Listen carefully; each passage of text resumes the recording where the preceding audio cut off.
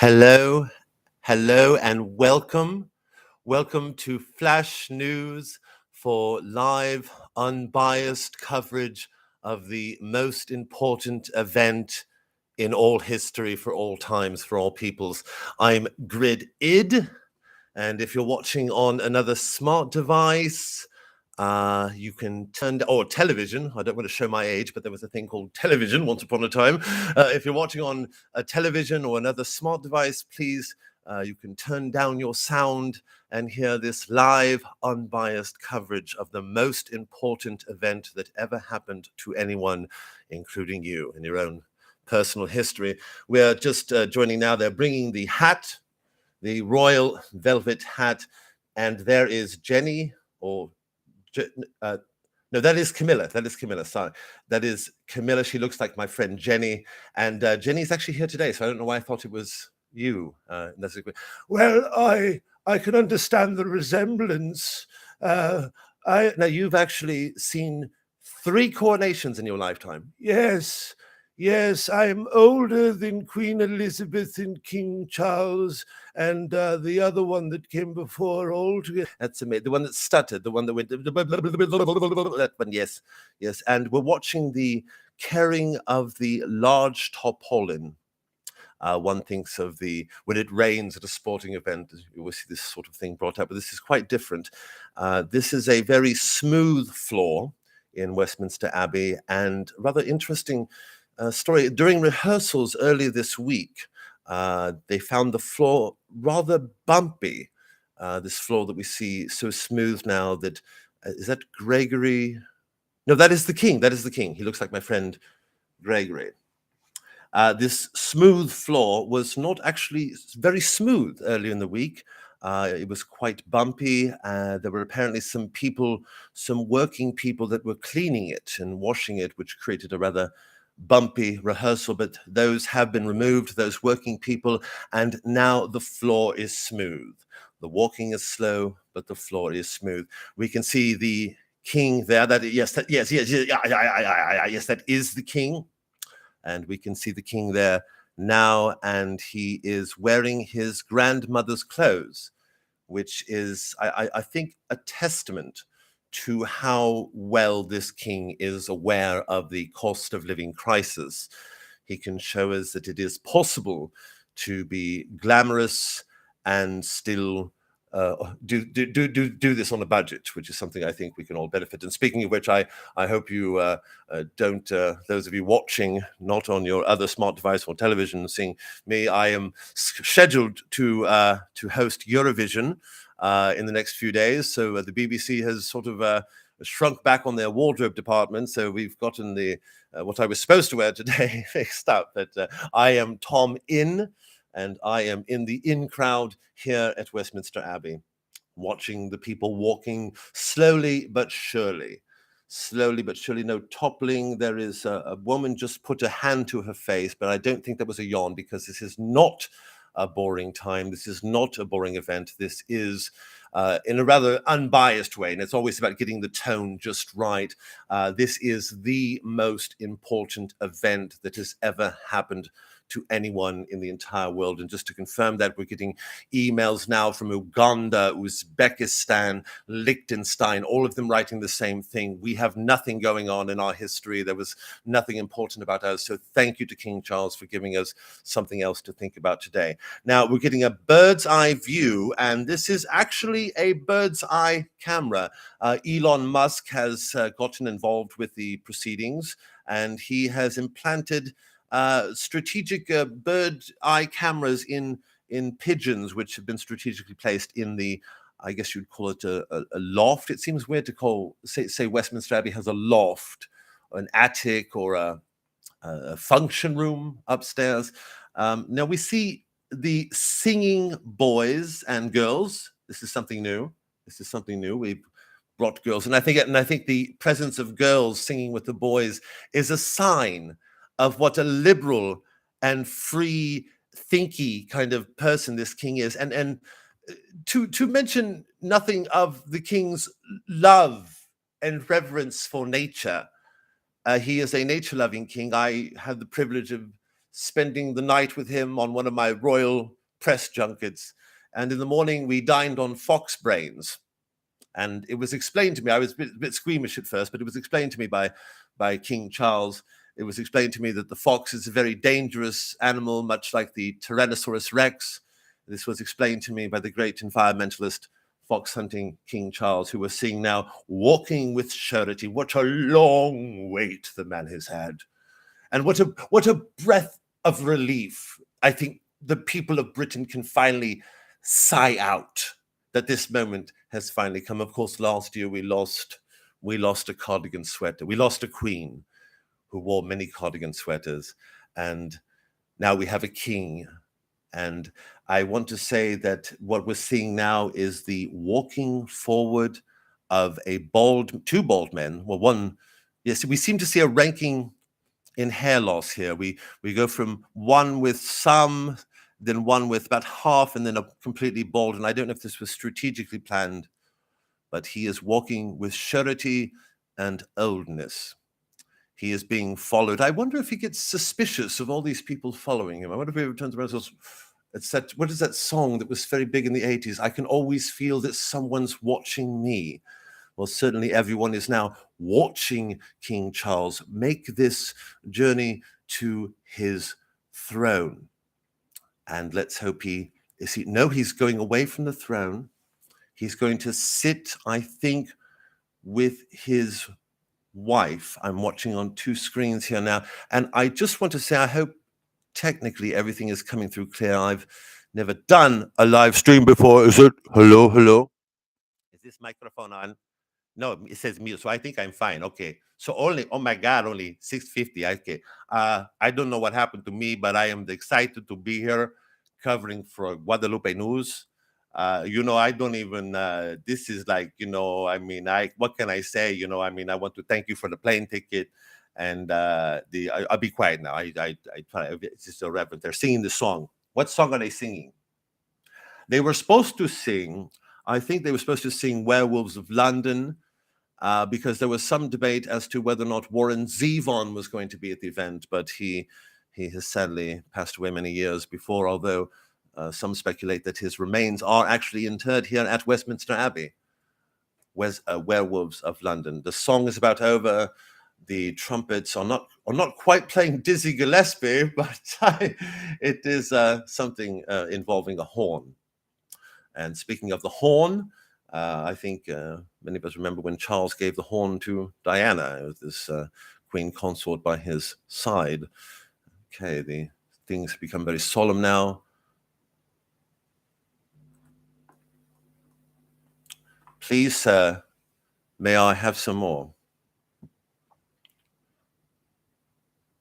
To serve. And I don't want to talk over the king, but I want to point out that the fact that this is a service, and yet the theme is also called to serve. And I wonder if that was intentional too, because so much planning has gone into this. Now,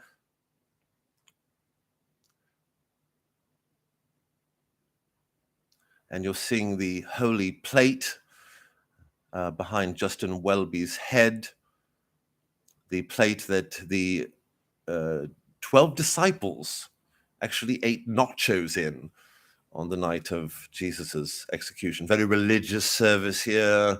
Justin Welby, a very religious man, known for his admonitions to the public to put your mask on. Hey! Justin Welby, old head, wearing the sort of a transformer type GoBot thing with lights, sort of a very tight training bra on his, yes, I've got the memo. I'll let him pray.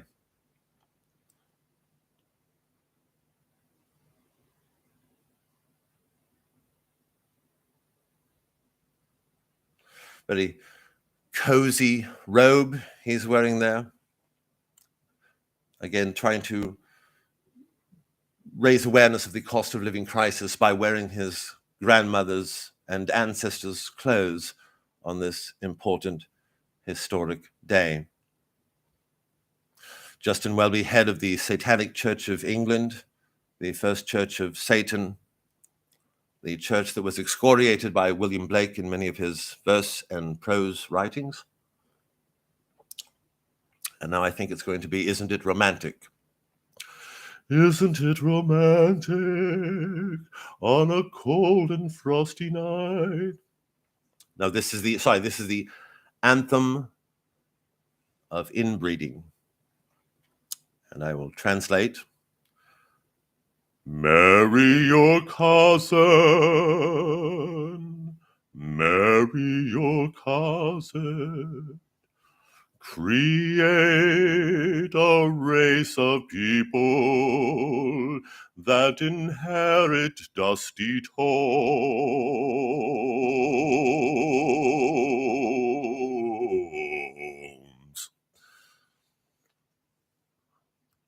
Majesty, pomp, and you'll forgive me for smoking, but it's the only chance I get to light up. My wife in Kent and my wife in Cheshire don't know that I smoke, so the only time I can really do it is on air, commenting on a coronation. So this is the first cigarette I've had in 70 years. You can feel the glory in the room, the sort of a whole of glory, this event. And we see the men in black looking at the other man in black. And there is behind them, the man is holding the big, it's a cat, a Russian blue, I think, in his hand. Now comes the walking around the chair. And this is a bit like the game musical chairs, except there's lots of people and one chair. Well, it is exactly like the game musical chairs, but only with one chair. So the game is pretty much over before it begins. You know who's going to sit in the chair and win the game of musical chairs, and sort of the element of surprise is gone. But I think the people of Britain are tired of surprises, and they want something that sort of, as many people say about the monarchy, it's the glue that really holds the nation together. What somebody once said about the city of San Francisco, the comedian Will Franken, instead of monarchy, it was homeless people in Cum, which held the city of San Francisco together. But here, the nation of Britain is being held together by the monarchy. It is the thing that keeps us sane. This is the presentation of the king.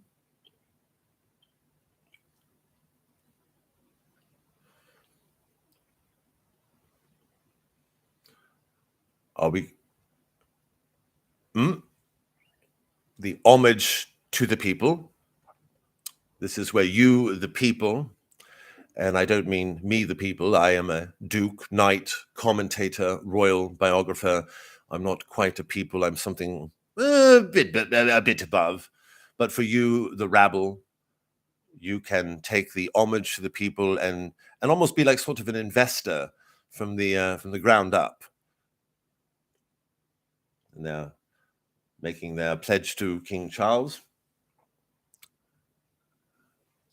And this is another question will be asked. This is a bit like Mastermind, except all the questions have the same answers, and it isn't really a mind fuck.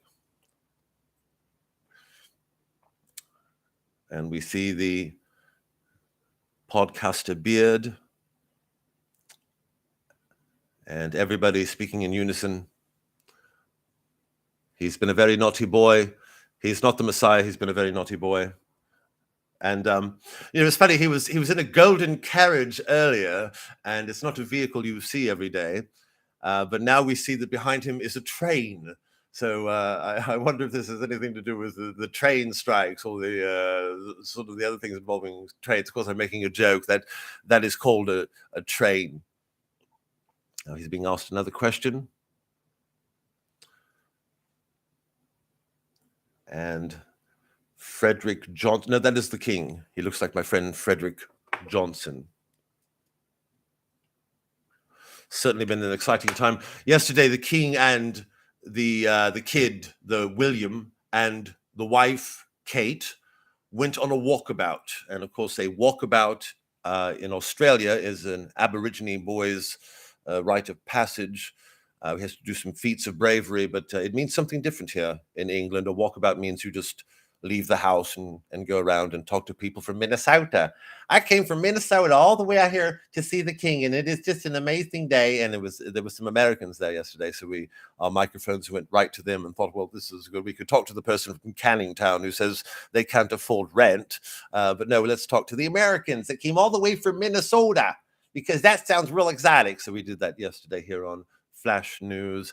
I'm your host, Eat Fuck. And the color, I want to point out that the color is just astounding, the opulence. And he is being given a book by Harry Potter, not a Harry Potter book, but a book by somebody named Harry Potter. And it's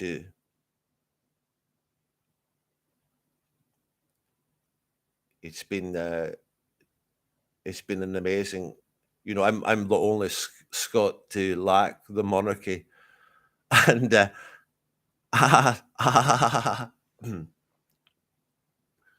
lost my place there. Haven't had my coffee yet. As David Lynch says, a cup of Good Morning America. You're watching News, unbiased coverage of the most important event that has ever happened in all history for all time.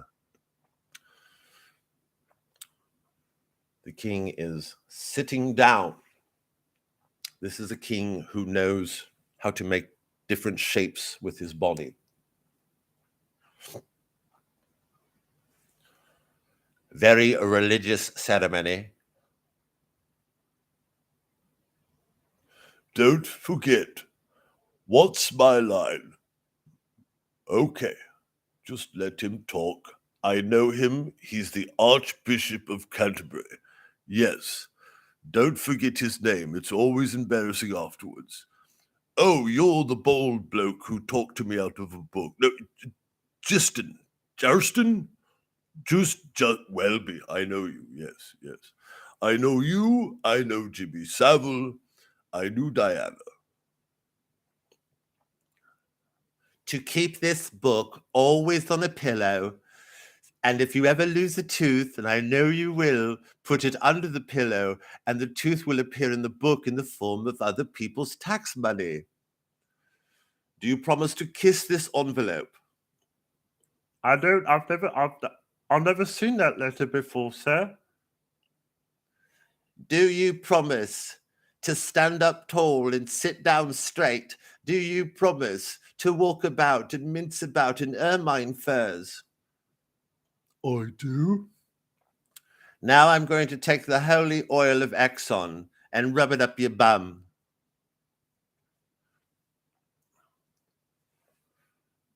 Will you promise never to tell a lie, even if you chop down a cherry tree?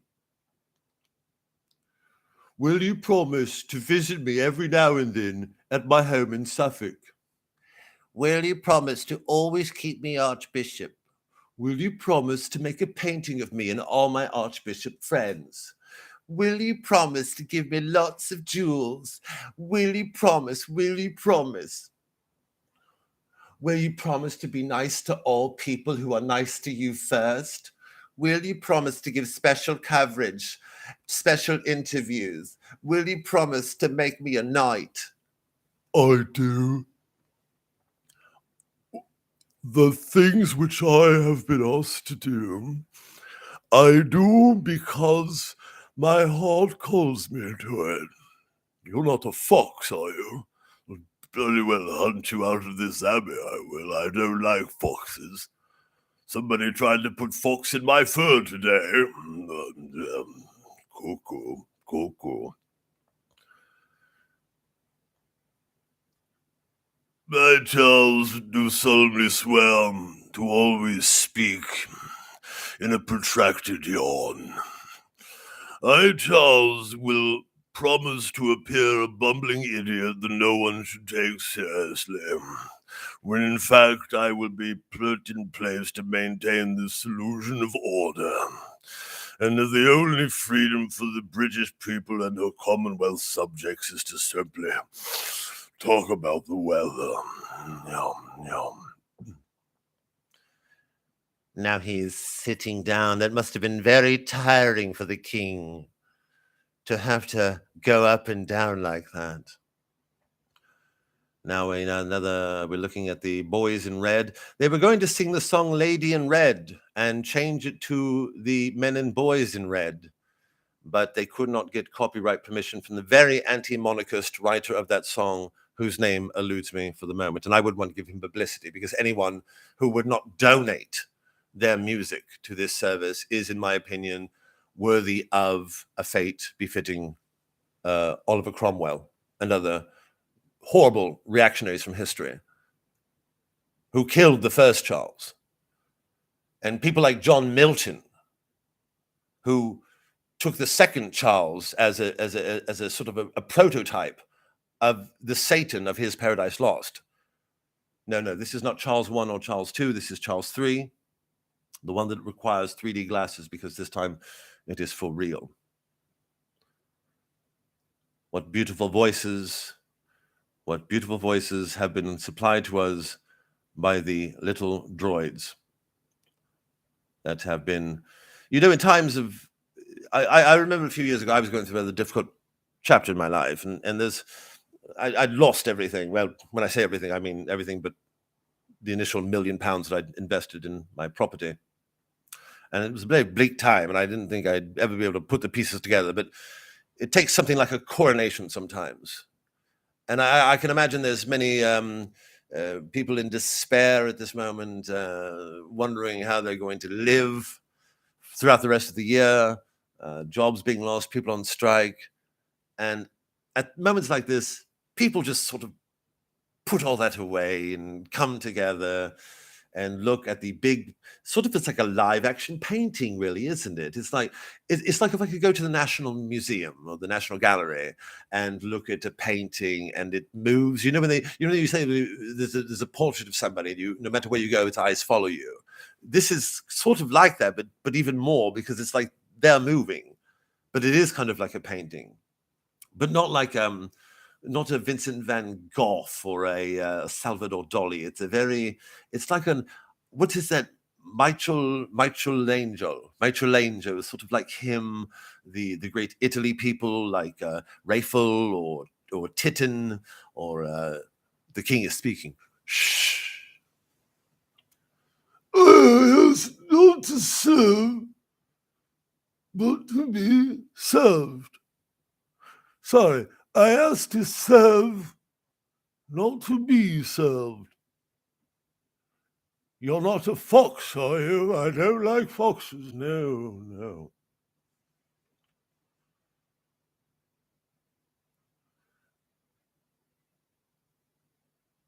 Pause of peace. Pause of peace. Did he just quote that bit in the Bible where Jesus says, I came not to bring peace on earth, but a sword? No. Pause of peace. Mind-numbing, stultifying pause of peace, brought about by improvements in science and medicine and technology and biotechnology and microchips in your heads and pig chips. And there's the bird's eye view again, brought to you from Elon Musk's bird's eye camera. No less than 50 pigeons had their left eye replaced with an Elon Musk camera, which are providing the view from the rafters. What do they call those? What are the buttresses? Buttress? No, it's not a dirty word. It's a buttress. Buttress. My studio head, Michaela. Is that your name, Michaela? Get my coffee. I want my coffee.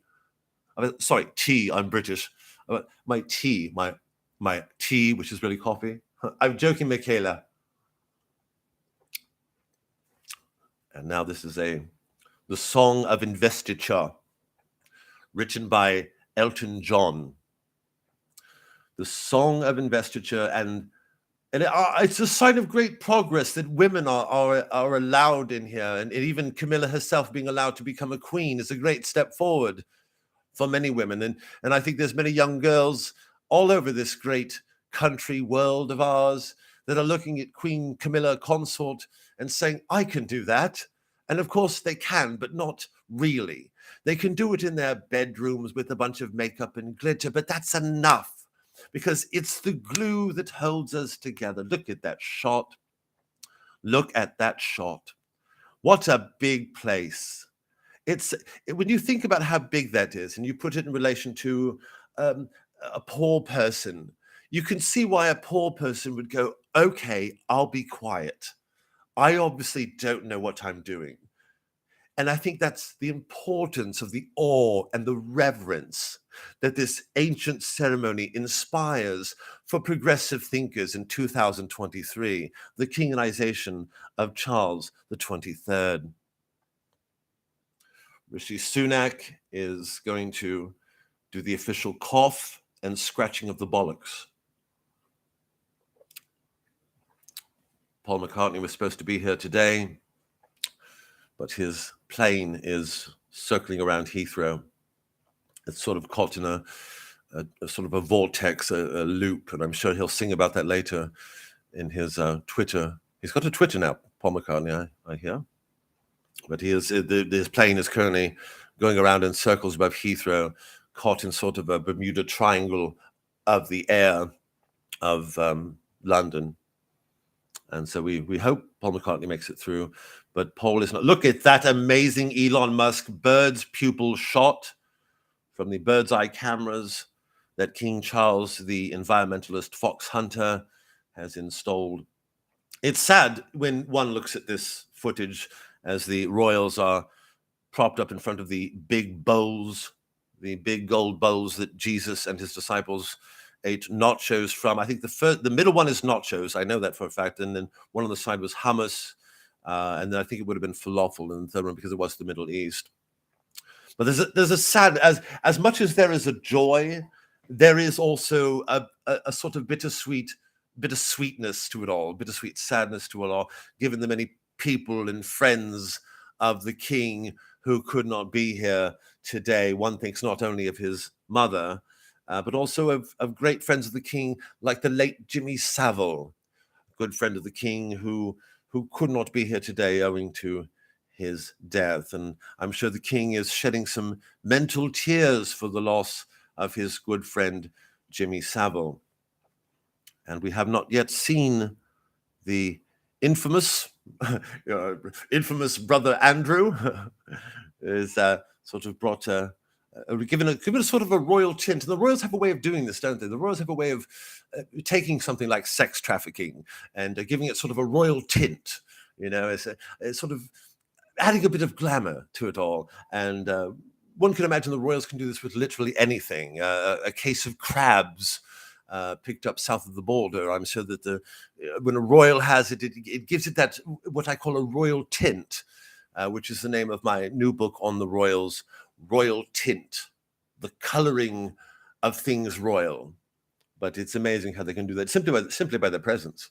Simply by their presence. And when one thinks of the walkabout yesterday, the walkabout in which the king and his son and his daughter-in-law literally left the house and walked about. Now, time for another prayer. This is a church, I always forget. It's a very religious service, not satanic, as was described by William Blake, which is why William Blake is not buried here in Westminster Abbey. He was dumped in a pauper's grave near Old Street.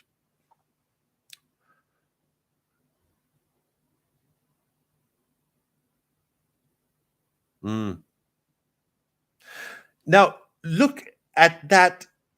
It makes one think of food, but also spiritual food, if there is such a thing. That painting behind the bald man and his human teleprompter is there, the Justin Welby who barred the churches to prevent people from entering during the dangerous years of the pandemic, barred the churches, locked the parishioners out. And now here is the little tiny man. I don't know what he does, but I think he's in tech or something. I think he does something with podcasting or something. But Prime Minister, yes, he is the Prime Minister of Great Britain. Let's hear what Rishi Sunak has to say.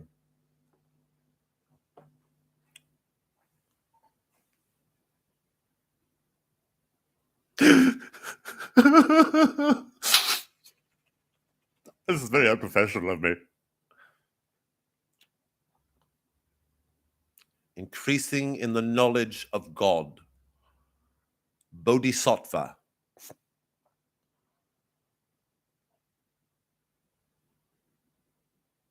You can almost see the blood and soot and tears of all the builders of this building echoing from the walls, saying, "You've given our memory meaning."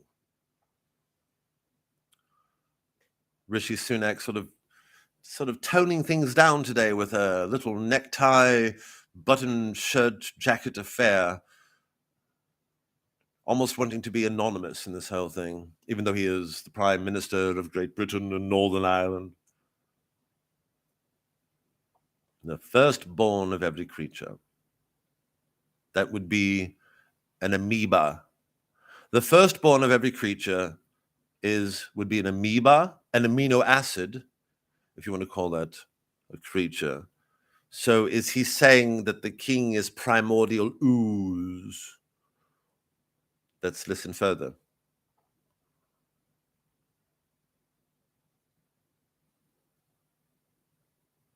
Is he talking about God or the king? I shouldn't have been talking. So it's either one of the two. He's either talking about God or the king. But I suppose it's in this country, the one and the two are synonymous, are they not? God, king, king, God arose by any other name, as they say. Now I think they're going to do a bit of ragtime. And here comes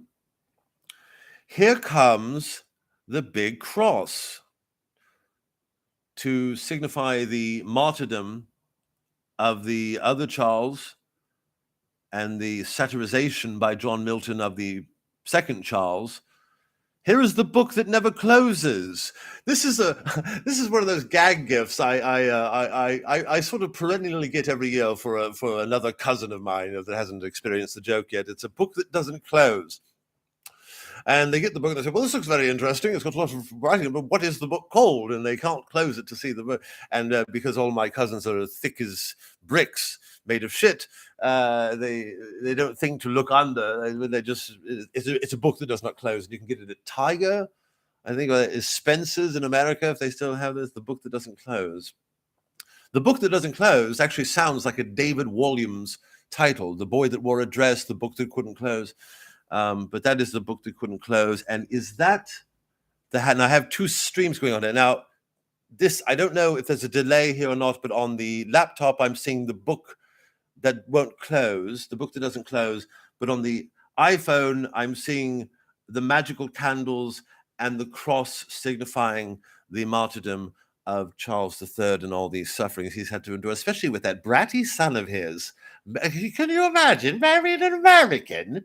I mean, who in their right mind would marry an American? Americans don't even marry Americans. That's why they call them Americans. Amoral, marry. Americans. They don't marry Americans, but Harry married an American. Now, this scene is very reminiscent of Rosemary's Baby, when Mia Farrow is thrown on the bed and the hands go all over her and she says, "This is no dream. This is really happening." Let's listen to see what the woman in red is saying.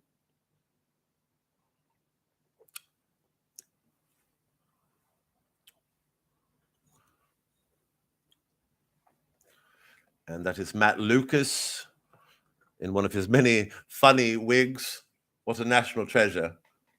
What a national treasure. The wig, not Matt Lucas. Recovering of sight to the blind.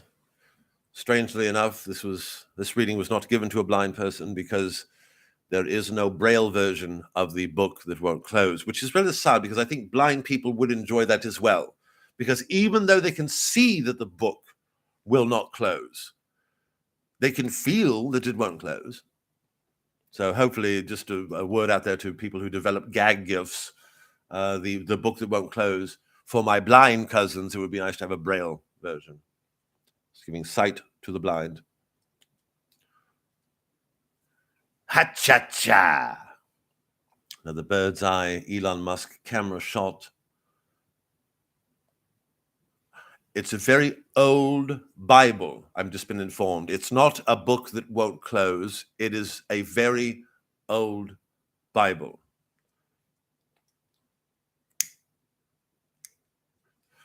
Now, Eurovision has come a bit early. We are hearing now from the 6 singers of silkiness, a testament to the smoothness of their voices. This song is called Hallelujah. And I think that's what people are feeling all across Britain today. I was on my way here and I saw, I hate to say it, a homeless person. And the homeless person said, "Give me a sandwich." But to me, it sounded like hallelujah, because I think that's what this day has done for everybody. Somebody was crying out for help around the corner, but to me, it sounded like hallelujah. There is nothing bad that can happen on this day. It's a day of hallelujah. What does hallelujah mean? It's one of those old-timey words that means give us a king, God damn it. We got some groovy dancing there from the Solid Gold Singers. And the book that does not close, sorry, the old Bible is being, people are invited to sniff the old Bible to verify that it is in fact a very old Bible. So it's being held up to various royal faces so they can have a whiff of the very old Bible. That is part of the official confirmation of the Bible's oldness, is how old it smells.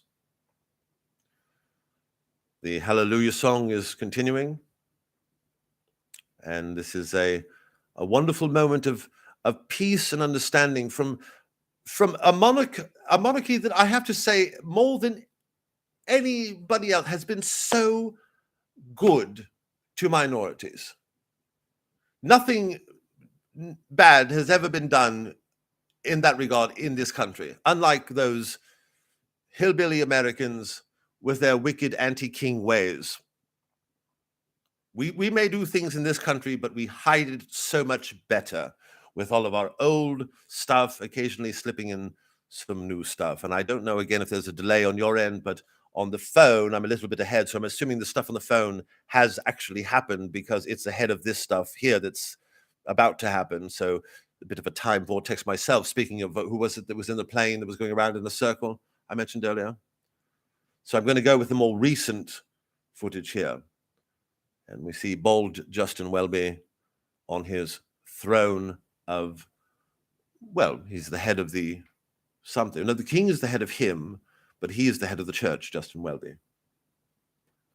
Still alive, unlike Thomas Becket.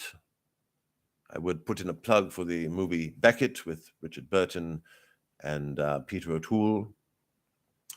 Great film. And we are here to crown a king, saith Justin Welby. The king is being crowned to serve.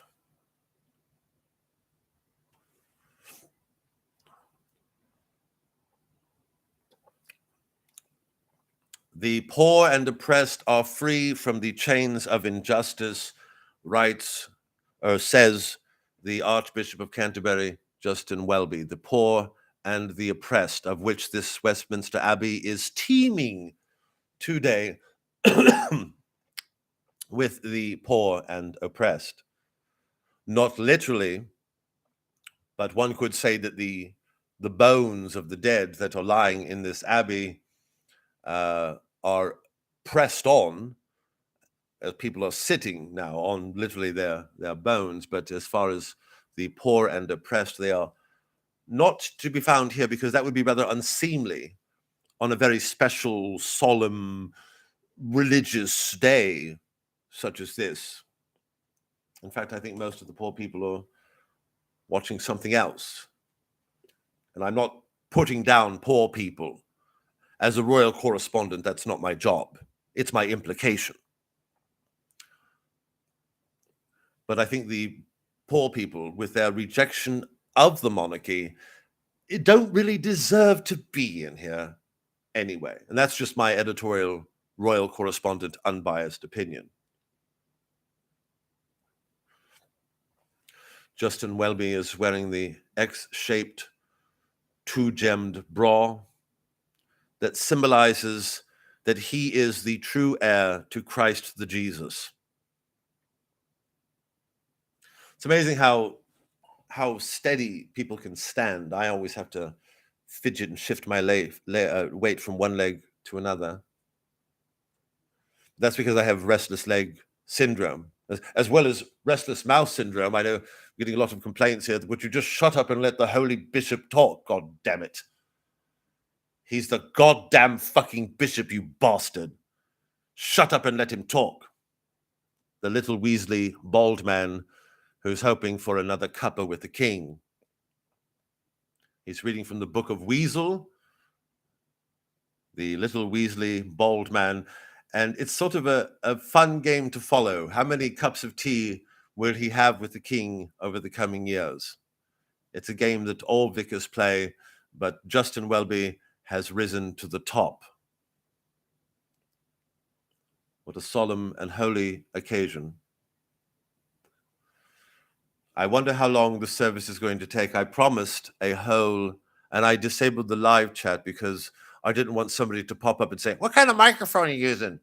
Is that a Tex-Tech 44? Yeah, you should upload system server software to system software server. I'm just riffing. I've generally been riffing in the same voice, but I can't do otherwise. What's this? It's Mr. Frog. I'm Mr. Croaky Frog. I was going to do a Scottish, but I forgot. I do also do a Scottish, but there's no reason to do a Scottish right now. Let's see if we get some faces in the crowd. We've got the little children. That's just lovely to see little children take part in this. Not porn children, goddammit. We don't want any of those. Because it's all about the visual. I'm telling you, as an American director, I'm going to make this. This is going to be the most fantastic. Have you seen Apocalypse Now? Okay, the coronation is going to start with slow motion helicopters and napalm. And then we're going to hear Martin Sheen, if he's still alive. We're going to hear him say, Saigon. Shit, I'm still in Saigon.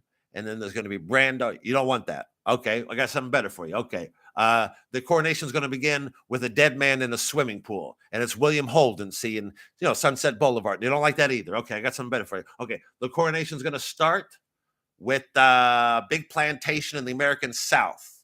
And no, that's Gone with the Wind. Okay. How about this? Okay, just Westminster Abbey. That's what you want. Okay, let me scout locations. Okay, I've been scouting locations all day. You wanted a Westminster Abbey, right? Okay, I got this place, Westminster Abbey. I think might be good for the shot. Let's go back to the Weasley little man hoping for another cuppa with the king. Working together to bar the churches from people who want to attend. Is this a church? I want to pray for my dead wife. Not today. It's the coronation, you fucking little weasel. Get out. Why can't I pray in here? Because it's the coronation. What's your church, isn't it, you fucking cunt? We now move to the third part of the coronation, the cheese making and the butter waxing. And then there'll be some Morris dancing. And this is actually the official gag throne. This is the throne that has a built-in whoopee cushion. So I don't know if the king knows this is going to happen. I think this idea was brought about by Phoebe Waller-Bridge. Is that her name? The creator of the brilliant satirical creator of Fleabag. The idea of a gag throne, because the king is so fond of humor. He once loved a comedy show. So goes. And he was a friend of Jimmy Savile. There was, I think, the gag throne, the idea that this, and I shouldn't say this because I don't know if the king is listening to this commentary, but I'm sure he's wrapped up with other things right now. But there is a gag throne, which has a built-in whoopee cushion, a joy buzzer, and it squirts water up your bum. A duvet. What do they call that? Not a duvet. A divot. What is that thing? Somebody look it up now. The thing that squirts it up in some... What do they call that thing? It doesn't flush, it shoots up. Anyway, it's got that in it too. It's a gag throne. And it was the idea, as the brainchild of Phoebe Waller-Bridge. Phoebe Waller-Bridge is the creator of Fleabag. And it's funny that another great satirist, Andrew Doyle, had a similar idea, but it was for poor people. He was going to make a gag throne for poor people, which has little spikes in it and hurts them when they sit down. That's the lot at GB News, who talk a lot about free speech, but really are open receptacles for Tory money. One of them whom now is a dame, the inner workings of the MI5 operation. Do you know, someone once opined, it may have actually been me, that the madness of the British is born of despair, this glue that holds us all together, and the madness of Americans is one of delusion, this idea that anybody can be a king, even Charlie Manson. So take your pick, choose your poison. Now, these are not ghosts. These are men and women in sort of beautiful white dresses. They're sort of reminiscent of the Ku Klux Klan, speaking of America, but without those intimidating hoods. And they're singing the hymn of obedience and fidelity and loyalty and oath-taking and homage to, who are they singing? They're singing it to the king. It's a king, so another one of those king songs that the king is so fond of. The king, steeped in tradition, much like Jordan Peterson, to tradition. I wonder if they will ever have a chance to sit down and mull over the problems of the world. The great clinical psychologist, Mr. Olde, and tradition, Jordan Peterson, will sit down rather rigidly with the king, perhaps, who knows, in a meeting of the men's minds.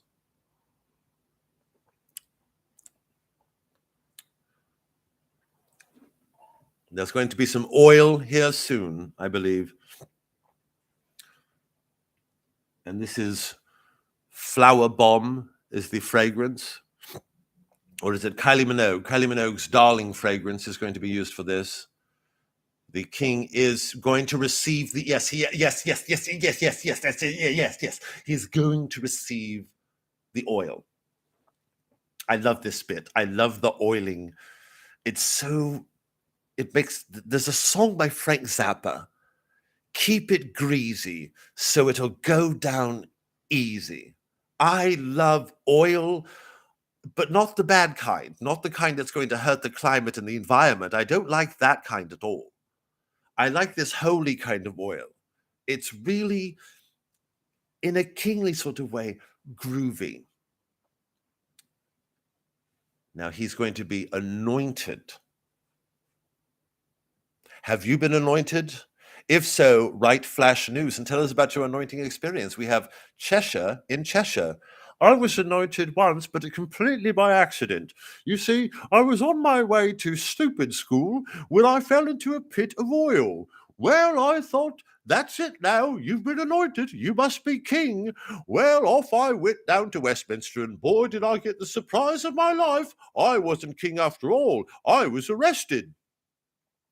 And of course, another famous arrest took place this morning when the leader of the anti-monarchy group Republic, Graham Smith, I believe his name is, was peremptorily arrested before things even got underway. So we can all breathe a little easy if you are a supporter of the royals like I am, and everybody knows I am, that you won't have to spend a year in jail if your protest becomes, shall we say, disruptive. Now, this is good. Doug Henning, the magician, did this back in the early 80s, and I think this is where, yes, is this where, what is that thing? That's the king. Yes, the king is the thing. No, there's a big box on stage now with a heart. Now they're removing the mother's clothes, and they're going to put him into, there's a nice droid shot there, beautiful drone shot.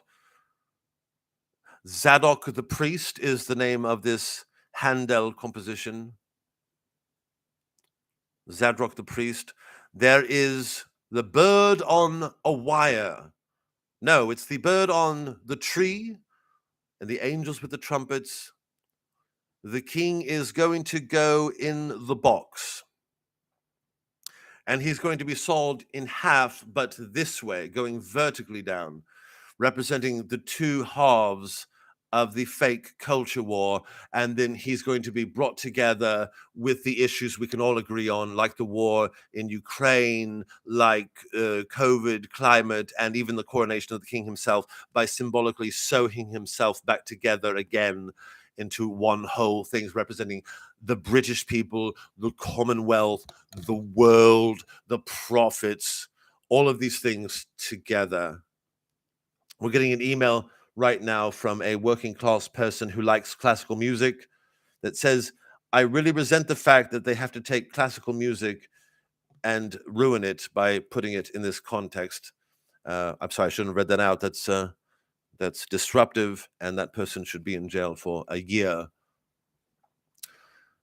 Now we have the chairs are empty, and I bet I know who's going to sit in them. And don't forget, the throne is a gag throne. But we'll see if the king falls for it, as they say, or as I say, or who says. Now, the anointing is rather interesting. It has sort of erotic connotations, but also religious connotations, because there's a fine line between religiosity and eroticism. This goes back to an earlier book I'd written called The Burlesqueness of the Royals. We know the king is a big, what was her name? Betty? What's the woman, the stripper? Who am I talking to? What's your name? More coffee. I want coffee. I've not even done an hour yet. This thing's going on. I promised the people. Well, because I want to do something funny about this. It's, really, what can I say? I'm doing my part. I'm doing my bit because it's the glue that holds us all together, isn't it? I broke a cup earlier. I needed some glue then. So I wish the monarchy would. I wish I had a monarchy for this cup to glue it back together. I need some more coffee, but oh, so I need to hold this. This is so small. He's kneeling. That's why it's very erotic. It's a very erotic service. He kneels. You know when a man kneels before another man, and there's oil involved. What will people say? God save the queen. God save the king from what? From himself. God save the king from himself. From his self-harming. He's a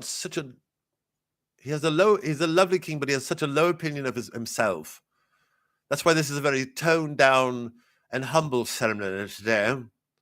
Now they're putting his grandmother's shirt back on him, and they should scrub off his dandruff, and they're going to give him a gift certificate from Marks and Spencer to signify Britain's enduring union with private corporations, the sort of happenstance, the great profit makers of our time joining with the monarchy. How could this be bad for ordinary people? How?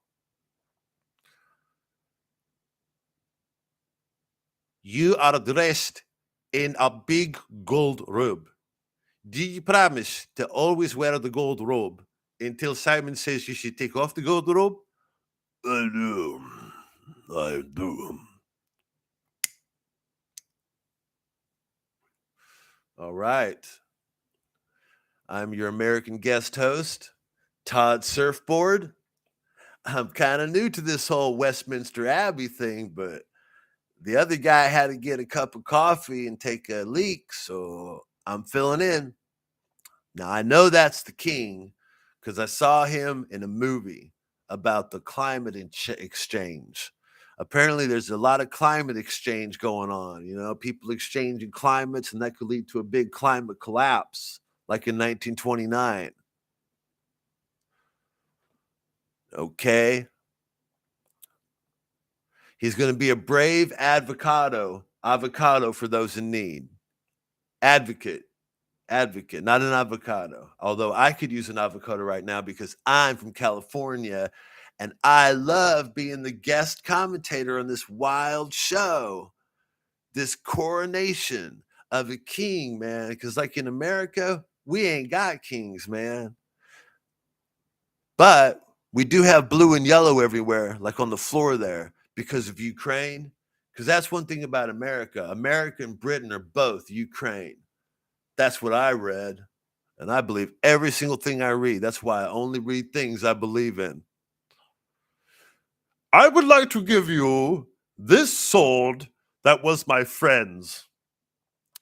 I'm a lady. What will I do with the sword? Give it to the king. Oh.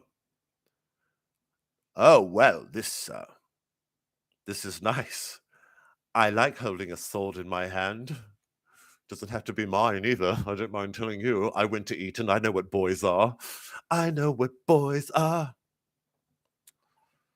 Now, let's hope Justin Welby doesn't turn psycho and start to think that the king is Miss Lee in the shower scene in Psycho, and instead of a butcher knife, a sword. No, because he wants to keep the king alive so he can continue to have cuppers with him throughout the year. And so they can say, Archbishop and the king agree that more needs to be done. You have to have those photo ops, so he won't be slashing the king to pieces now. He's going to give the king the sword. The king has the sword. The king is thinking about the sword. And that's one thing that we all get now, thanks to this this great homage of the people, is that we're all allowed to know what the king thinks. What will you do with the sword? The sword will be attached to the girdle. Ladies, do you want a girdle that attaches the sword? Well, come down to Mayflowers, open 7 days a week. We never close. We're on crystal meth. We work all night long. We're great. We're the manufacturers of fine girdles and swords for kings the world over. Do you promise to stop the growth of iniquity? Justin Welby says. Do you promise to stop the growth of iniquity? Except relinquishing the monarchy? Yes. Oh, with that caveat, yes, I do promise to stop the spread of iniquity. As long as it doesn't involve relinquishing the monarchy, yes, I will do what I can. I will harumph and sigh when the word iniquity is mentioned. Oh, sad iniquity. I can do this. Yes, I can do this. The life which is to come. Amen. This is a bit like Rocky Horror Picture Show. There's some audience participation, but just not the rock and roll that one would expect from a very glam rock affair such as this. Now he's going to give the sword back and say, I don't know. I don't know if this sword's for me. Are you sure it's for me? And then the man with white hair is going to turn around and put the sword on the table. He puts the sword on the table. He walks away and he gets the Rosemary's Baby bowl, which is filled with the spiced rosemary.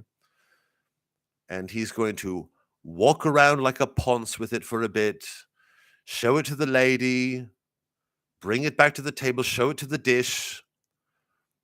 And then the man in black is going to turn around and hand the man in the robe something. And the man in the robe is coming back to the king or the woman. Who is the woman? I need to watch on a bigger screen, but this one is slightly delayed. The woman is turning away and the king is alone. And the black man has a book for him. The king has to read again. He's forgotten his lines. He needs to see the script. The script prompter has shown him the script. Now, the lonely king sits on his gag throne. And the joy buzzer has not gone off on the gag throne yet. And the banana peel that will make him slip. But here comes the little cups. Would you like a little cup? I have 2 little cups. Touch my little cups.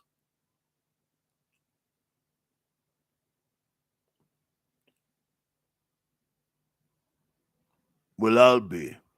I like those little cups. Take them away. I can't help but notice that the theme is called to serve, but it seems like a lot of people are serving him. I don't know. Maybe I'm not. Maybe my eyes can't be trusted. I don't know. I should go to Specsavers and get a new refit. I would kill for a cup of coffee right now. This has gone cold. I would like to offer you this Kiwanis Club medal. Please take this scarf and just be fabulous. You listen, honey, I'm going to tell you, listen, you're the king. So just you do you. This honey, this is self-care. This is not about monarchy. Yeah, in name it's about monarchy, but what it's really about is looking after yourself. You know why? Because you deserve it. You do, honey. Listen. Did you choose to be king? No. Honey, you were born a king. This is you, honey. Just do you. I have another quote for you. And this is a bit like the in America, the clown car game where all the clowns get in a car, 1,000 clowns get in one car, except this time the king is the car and all of the robes are the different clowns. And the game is how many clown robes can you put on the car king? You know what I mean? Would you like to sit back down on the throne? The gag throne?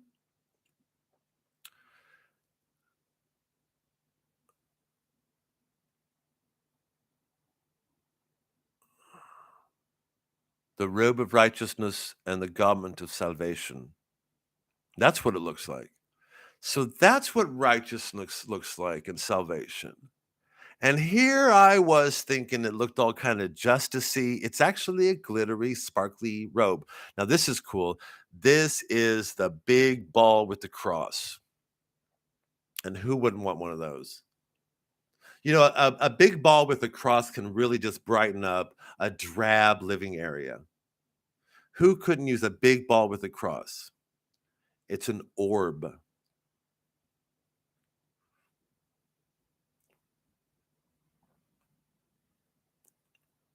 Our God, the satanic, anti-Christy kind of God, he has received the big ball with the cross.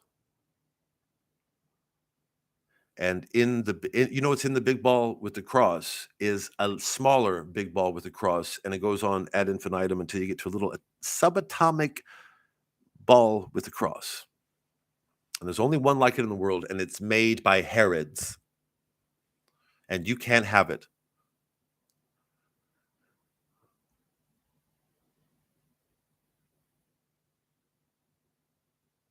The presentation of the ring, the king is going to marry himself.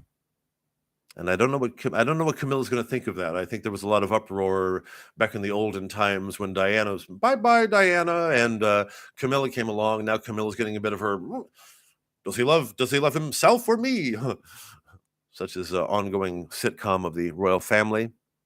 And now this is the glove of Michael Jackson. The glove of Michael Jackson is being fitted. And does it fit? Yes, there are 5 fingers, and he's scratching himself. Receive the glove.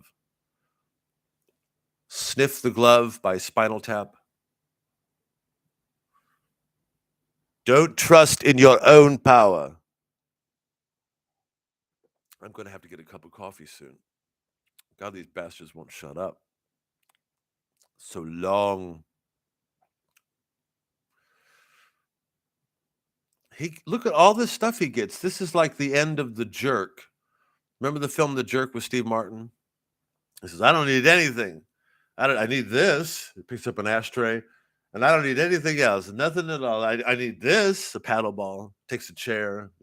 But it's much more regal here because this has to do with Jesus. Did you know that this has to do with Jesus? This is everything that Jesus was all about. Everything. So I don't know why there's so many atheists in this country. I have no idea. In this country, you get to see the operations of Jesus Christ. I mean, what do you think? Jesus walked around with dirt, loincloth? Get real, man. Jesus was all about opulence. Jesus was all about, look at me. I'm sparkly and glittery. Now they're going to turn around. He's holding the hat. This is the hat. Lord, if you're not busy with children born with disabilities at this moment, could you take some time out of your busy schedule and wink at this hat I holdeth?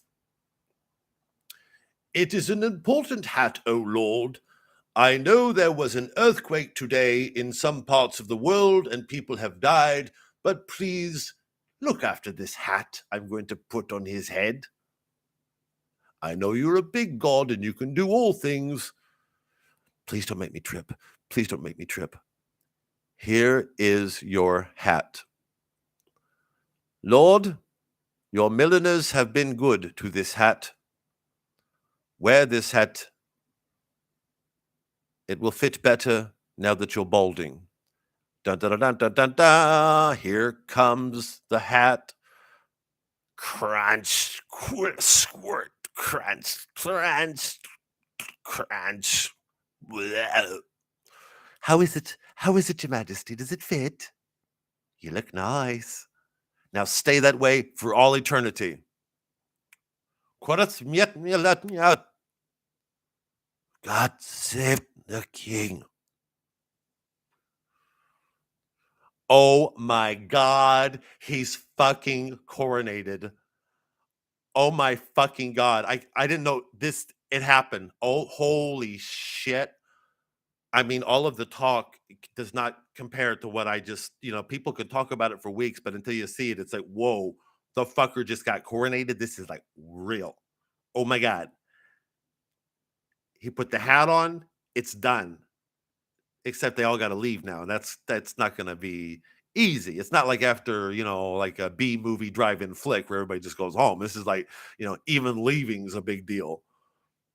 It's not like the show's over, folks. I'm going to pass a bucket. I hope you got some contributions. By the way, if you do enjoy what you're hearing, do consider becoming a patron at patreon.com/Will Franken. You get regular madness every week. For paying audiences, they get regular madness every week. The song is The Trumpet Song by Johnny Mercer and his Mad Boys. Now, King, you have to stay that way for the first 10 years of your reign. We'll bring things like food and stuff. We'll hold it up to your mouth because it's going to be hard to eat with those two big sticks. How do you feel now? Was it worth it? All of the assassinations, all of the nefarious friendships, all of the nepotism and greed. Was it worth it? It's your day to shine. Your picture's going to be on coins. You and money are going to be so synonymous because when you get your picture on a coin, everybody will be thinking of you. All thoughts go to King Charles, even the satirist today. Not GB News. GB News are at this moment busy poking fun of people who are making fun of the coronation because their idea of free speech is to hold up tyranny. There is no such thing as a benevolent tyrant. I hope you like my big yellow pointy hat. I am the Archbishop of York. I wanted the job of Archbishop of Canterbury, but Justin always gets what Justin wants. Still, the life of an Archbishop of York isn't half bad. I am of a different religion to make this king look inclusive. I am the Archbishop of Thyatira. I am a pilgrim woman. I am the moderator of the Free Churches group. The Free Churches group. In other words, this one, the Anglican, is not free by default. And who am I? I am the General Secretary of something together in England, because this is a multicultural service and there never has been racism in Britain. I am the Archbishop of Westminster, and I dress in red to symbolize the flames of my passion for your kingly balls. My hat is red, my robe is red, because I read a lot to become Archbishop. Where did my hat come from? I am the Archbishop of Canterbury. I am the weasel. Now that we've had our hats on, I'm going to take off my archbishop hat and put on my vicar hat. They're both kind of the same. Oh, he's not been coronated yet. He's just dressed the part. There is more to come.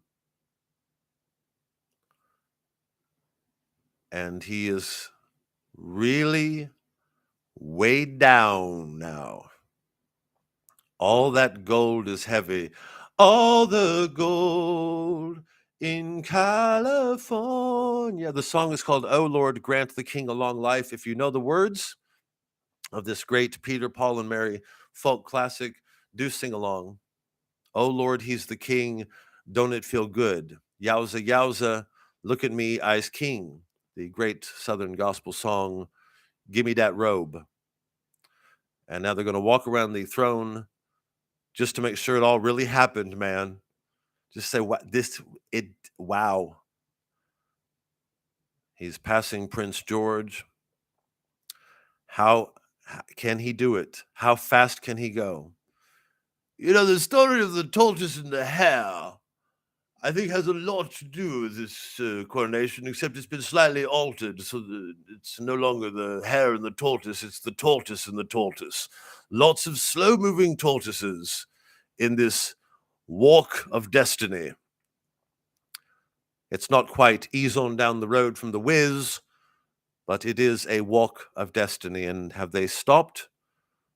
They are not stopped. There's some movement going on. There's a character in a Tom Robbins novel. I hate to say I read Tom Robbins as a kid. Was the Skinny Legs and All, I believe, is the book. And there's a character, a performance artist on the streets of New York City called Turnaround Norman, if anybody remembers the character. And it takes him the entire day to turn 360 degrees very, very slowly. It spends the whole day turning, and it's a performance art piece. And the king's doing a bit of turnaround Norman here. Now, he's back in the throne. It's amazing, in the blink of an eye. You can be looking at in one way, and you come back and you see the king is sitting again. The action. It's like MacGyver or Rambo, but on geriatric vitamins, sort of a drip feed. This holy religious ceremony, the basis for all belief and hope, and I should put a plug in here. You're listening, patreon.com/Will Franken. You're listening to live, unbiased coverage of the most important event that ever happened to anyone, including you.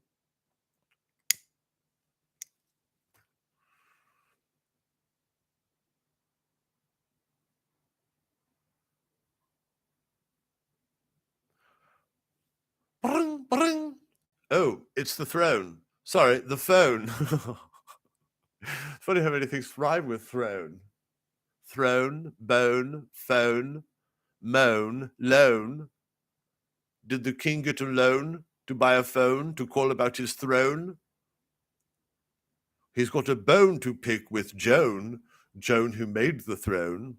Yes, the throne was made by Joan. They couldn't get the really old one as it was being used by another king, the anti-king, who was being crowned today in Bizarro World. King, what is Charles backwards? Select. The backward Charles is being coronated.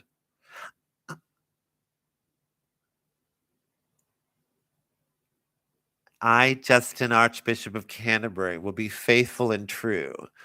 I'll be your familiar. I'll be your impish little familiar. I can take the form of a cat.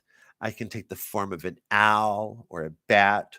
As long as you don't take the form of a fox. I don't like foxes. And I didn't bring my horses with me today, so I won't be able to hunt you. It won't be a fair fight.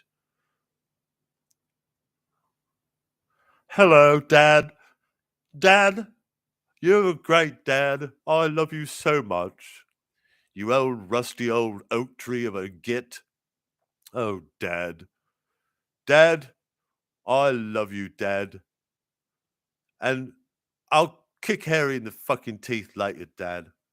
Dad, you're the greatest. I got this kingly coronation cup for you. World's greatest king dad. Number one king dad.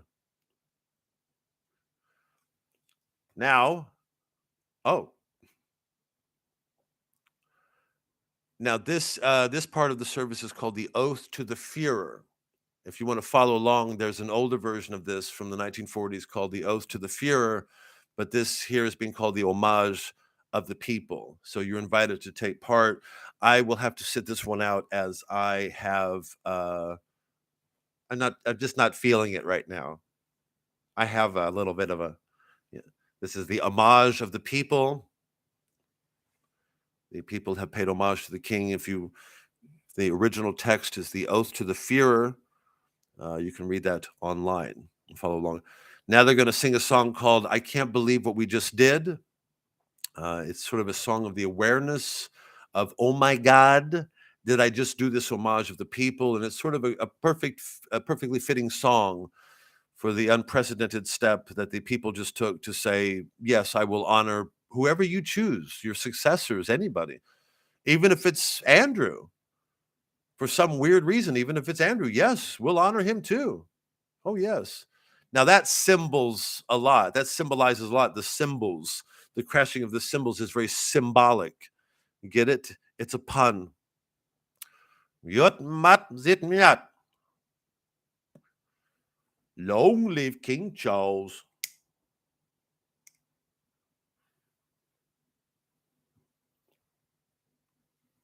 Now the choir is going to sing the theme from Frozen. No, it's confortare, which means in Italian to comfort. No, yes, to comfort, yes. Confortare. And I will sing along. I know that my way is with you, O King. What I wouldn't give to be a king like you. If I were king, I would buy some bread and buy some more and keep it from the people who can't afford it. Then every July I would let some crumbs fall out the window and say, what a good king am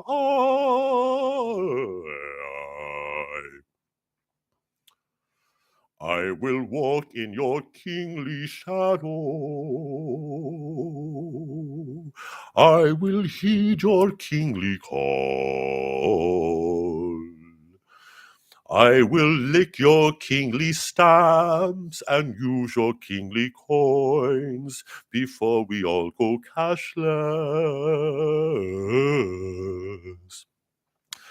And now, here comes the queen.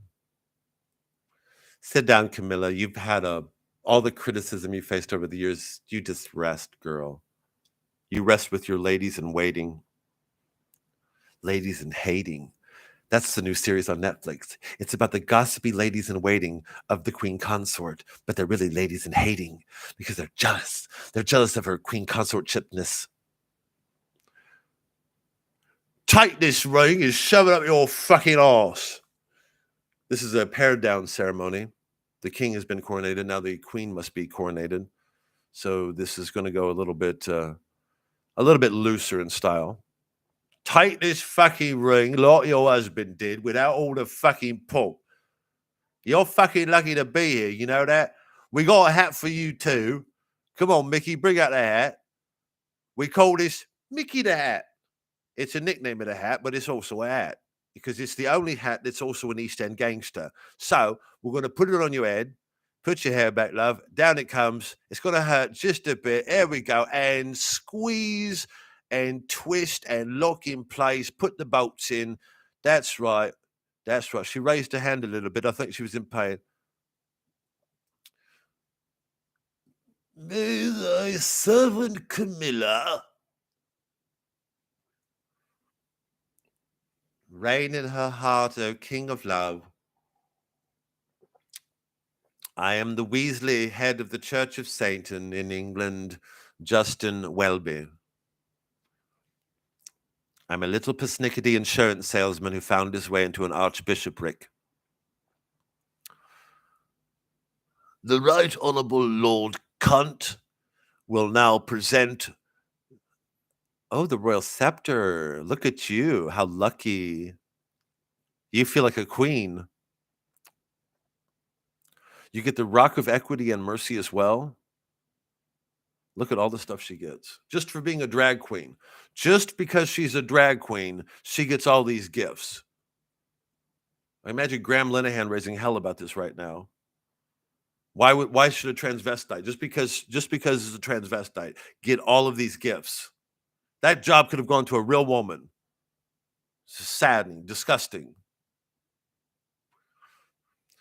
Can you walk with your hat? This is a song called Walk with Your Hat by Edward Elgar and the Solid Gold Singers. I got a hat like you, my husband. We're both in hats. They're both purple and sparkly. Maybe we can hold hands while we wear our hats. Look at us, people will say, there goes the hat people. We're the only two people who have such hats. Oh, my husband and I have hats. We sit together, but also quite apart. Social distancing and the old customary way of things. We have purple hats. I kind of like him, even though he's impotent. He's not really human, but I'm not much better. We found ourselves in a common gene pool. We are in the big church where poor people may not enter. We both have hats, hats, hats, hats. Not a bonnet, not a derby, not a trilby, not a flat cap, not a fedora, not a Panama hat, not a stocking cap, not a balaclava, but a purple hat. The man has a purple hat, the woman has a purple hat. Do you think it's strange that two such similar hats can be found on two such people? It's the song of the hats. Bob Fosse's Hats, replacing the musical Cats, from cats to hats. The musical of a coronation. Hats. What are they called? Crowns. Even better. Crowns. The story of two crowns. And two crowns come together and have baby crowns. I like Hats better. Hats, the new musical from Andrew Stephen Lord Knight, Vincent Weber, and the twins of the Rockefeller branch of JP Morgan's Exxon oil conglomerate, NHS deprived, gutting of everything decent and holy, the husk and the superfice remains. The artifice is what binds us together. The shared idiocy, which invites us all to talk about the weather if we get mad. If you're ever angry about something, talk about the weather. It's so true. What a Christ day this has been. This is the most religious day the world has ever seen. Would you like to receive the royal long arm so you can hold your wife's long arm hand? Or would you rather just walk with the old men in robes? I'd rather walk with the old men in robes. I'm scared of my wife and what she demands of me as a king. Doesn't she know my todger gets tired? Everything's tiring when you've waited so long. 70 years I've waited to be king. 70 winters past. 70 summers gone. Now king I am, but king for how long? Old I feel, old I kneel, old I stand, with coronation ring at hand. Walk I must, though made of dust, the crown on head. How good I've bled, the deer I killed, and bled my sons. Creepy rites, we know not why. Someone says monarchy do or die. We do not die, we do, for I am but an old worn-out shoe. The words from King Charles to Queen Camilla, the old shoe oath. And now they're leaving and they're going to take a shower together, the big royal shower. There'll be lots of frolicking and playing of soap and smacking on the bottoms with towels. But that doesn't mean the singers are done. No, we've taken the chimney sweepers out of the chimney and put them in robes and sent them to very, very expensive schools in order for them to be here today. This is not just any old progeny of ordinary riffraff. These are hand-picked children, which represents the seriousness of this event. We're not about to have Joe Plasma Screen TV come in, or Mark Football Fan entering, or Joan, I was on my way to Betfred but decided to watch the coronation instead, into this holy hall of God. No, there has to be some discriminating judgment. And I think the king and his entourage and his PR team have chosen very well today, these elected 2,000 people, the holiest of Britain. Let's look at some faces. See, there's Prince Andrew, one of the holiest, most religious faces in all of Britain, giving new word to bringing help to underprivileged youth. Prince Andrew, one of the holiest, most respected faces in Britain. There's a ground's eye view of the up part, or the roof, of Westminster Abbey. Not Dear Abbey, but Westminster Abbey. You wouldn't write this edifice for advice. It would just tell you to obey the king. There's the king in waiting, William, and his wife, Kate Crispy, a real down-to-earth sort of gal. She knows what it's like to shake hands with black people through a grid fence. They are very in-touch, liberal people. They have reached through wire fences to touch fingertips of people who are not the same color as them. This shows how modern, truly modern, this old-timey thing truly is. It's where the old-timey meets the modern stuff, with the most liberal king and royal family that has ever been in the history of anything. And again, you're watching live, unbiased coverage of the most important event that has ever happened anywhere in the entire world. I'm just walking around in my robe, says the king right now, to see how it fits. We went back, we looked in the mirror. The queen, of course, does not have a robe because it's just, trust me, it's just the way things are done. Now, the organ is going to play some more scary music. And just when everybody's really frightened, a big bunny's going to come out and throw Tootsie Rolls out to the crowd. And we have some sheiks from Saudi Arabia, I believe, to show how truly interfaith this oil, money, anointing, profit exchange is. The Lord be with you as well, Mr. Welby. Lift up your hearts. No, you give thanks unto the Lord your God. Justo. I'm so glad I'm Archbishop of Canterbury. I want a cup of coffee. Thank you, O painting of the Last Supper and nacho bowl. You were the bowl that had the nachos in at the Last Supper. Now, this is the prayer of thanks that God allowed all of this to happen. Of course, God being God, he could have smote the whole thing with his fist. Justin Welby and perhaps King Charles knows that they do deserve the wrath of God to come pounding down with his almighty fist. So this is a prayer of thank you for letting us get away with this, God. It is the prayer of I can't believe it's not butter. I can't believe we escaped the wrath of God with all of the bullshit we committed in his name. It is a prayer of thank you, God, we got away with it. Of course, God is very angry right now. We have a podcast later, the behind the scenes, behind the real story. We're going to sit down with God and ask him what he really thought of this whole affair, and if indeed it was the will of God. Now we're hearing from the group Sanctus. They have spent an earlier incarnation as a death metal band, and then after a change of management, became a boys' choir.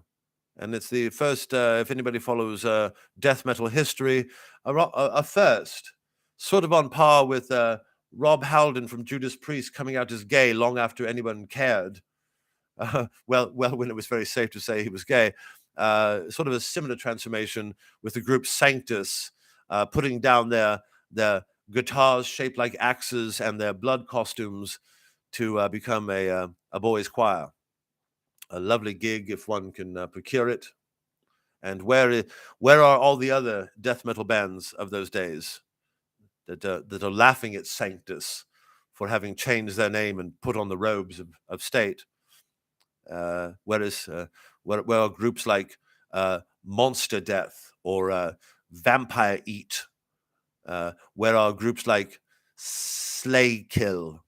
Nowhere to be heard of, but Sanctus lives on in their new incarnation as the boys' choir of King Charles' behest. Please, sir, may I stop now? I've lost interest in the song, sir. Please, sir. It's Jenkins, sir. He put a comic book in mine, sir. That's why I'm singing about the Incredible Hulk, sir. I didn't mean to step out of tune, sir. It's just Radger and Badger. They've been badgering me, sir. They put a dirty magazine in my little fold-out music thing, sir. That's why I was reading about tits and arse and bum and hoe. Thank you, Lord, for letting us get away with it. I know we're on very shaky foundations here, Lord, but we were pretty sure that we could get away with this without a lightning bolt rendering us apart. So thank you, and we'll make it up to you in other ways. I invest in Amazon, Lord. I am the Church of England. We're investors in Amazon because we're trying to change the system from within, Lord. You know that old canard, don't you, Lord? I try to change the system from within, eh, Lord? I mean, it works sometimes, doesn't it? I mean, just look at Bill Gates. He was trying to shake things up in the software thing, and look where he is now, Lord. Anyway, Lord, thank you for letting us get away with this. It was a bit of fun. We know it's not really a God thing, but, people like a bit of a show, don't they, Lord? So thank you for not inflicting us with the plagues, Lord. Touch wood. Anyway, yes, Lord. What else do I want to say? Pray for Aunt Bessie, and please give me the strength to break this bread. My hands are getting so arthritic and Welbyish and Canterburying and archbishoping. And he took the bread, and now this is the celebration of the Mass, and that is not the celebration of weight. Now he brings the cup. We know there's anybody who's been to a Mass knows this. So actually, this would be a good time to make some coffee. If you don't mind, I'm going to put the kettle on because we've seen this before. This is the cup and bread show. I will be right back, but I'm still live. The kettle is right there. So I'll keep talking and commenting. I'm going to the very unroyal kettle. This is an unroyal kettle I'm using. And I'm putting the unroyal water into the unroyal kettle. And I'm now putting the unroyal kettle back on the unroyal kettle stand. And I've unroyally turned on the kettle. And now I'm going to take the unroyal cup. Speaking of cups, and I will not be putting blood in it, royal blood or spiritual blood, but unroyal coffee. I shall return forthwitheth to the so time tight. I can still talk. Commentary is not easy, but this is the Mass. Anybody who's ever had a Catholic uncle or aunt, or may themselves have been Catholic, will know this ritual. Now, this is Anglican, it's not Catholic. Anglican is very much like the Catholic Church, except it's It's more English and Anglican Mass.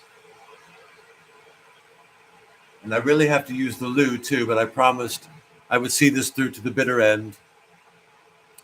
Just making myself a cup of coffee so I can get myself that oomph that I need to carry on. I see that it's been an hour and 34 minutes, and I hope you guys are having fun. I did disable the live chat because I didn't want anybody saying, "Wow, well, I'm from somewhere else in the world, and I think it's way too early to do this. I think if you want to, you know, make fun of something, I think it's important to give it about a good 20 years.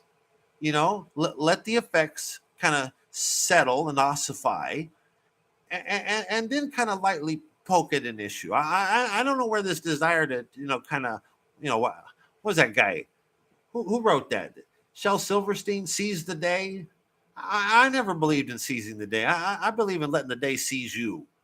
That's my philosophy, you know. And I think everybody in Britain right now, they're being seized by this day, you know, and let them be seized. You could seize the day 20 years from now. You don't need to seize it right now. Seize it later. Hell, hell, I've been sitting on my ass all my life. I let the day seize me. Coffee. I hear coffee. Well, hello. I like my unboiled coffee. Mmm. You know, I don't know how things taste out of a royal cup, but I know that, you know, an unroyal cup, to me, you know, coffee's coffee. You know, and I don't know what the king drinks, you know, but you know, I tell you what, you know, I could take this coffee here and I can put it in a royal cup, and you know what's going to taste like? It's going to taste like coffee, you know. And maybe that's why I never got the job as a royal commentator, because, you know, I'm just like that. I just like, you know, a sandwich is a sandwich, you know, at the end of the day. You know, did the sandwich fill you up? The sandwich did its job. Was it royal? Who cares? You know what I'm saying? And I guess I'm a little too practical minded, you know, because every year I apply for the royal correspondence job, and every year I'm told the same thing, that the royal correspondents are just as inbred as the royals, so you can never get in. But it would pay well. It would pay well. It would just go against every principle I have. Now let's check back in and listen to what's happening. Another song.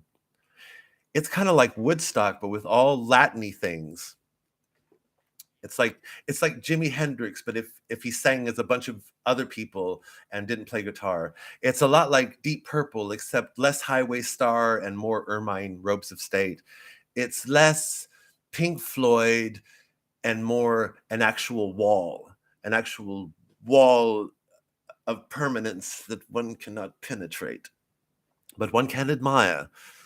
We may not be able to penetrate this wall, but we can certainly admire it.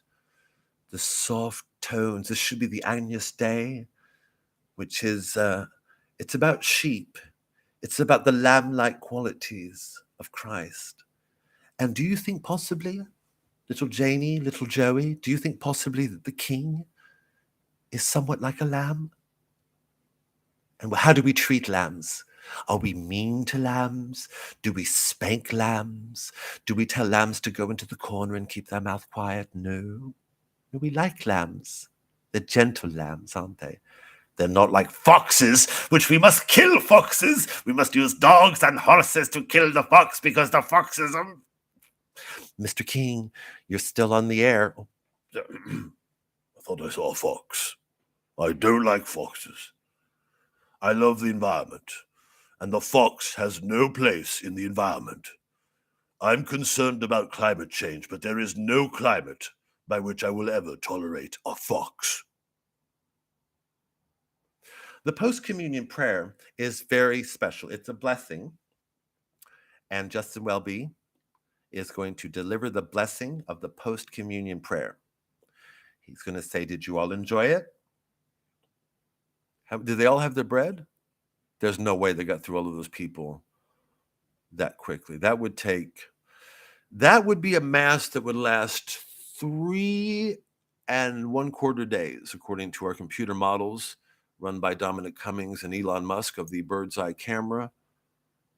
And it's a lot of kneeling. If his name was Neil Welby, it'd be kind of funny, wouldn't it? Let us pray. Lord, good God, good food, good eats. Let's eat some meat.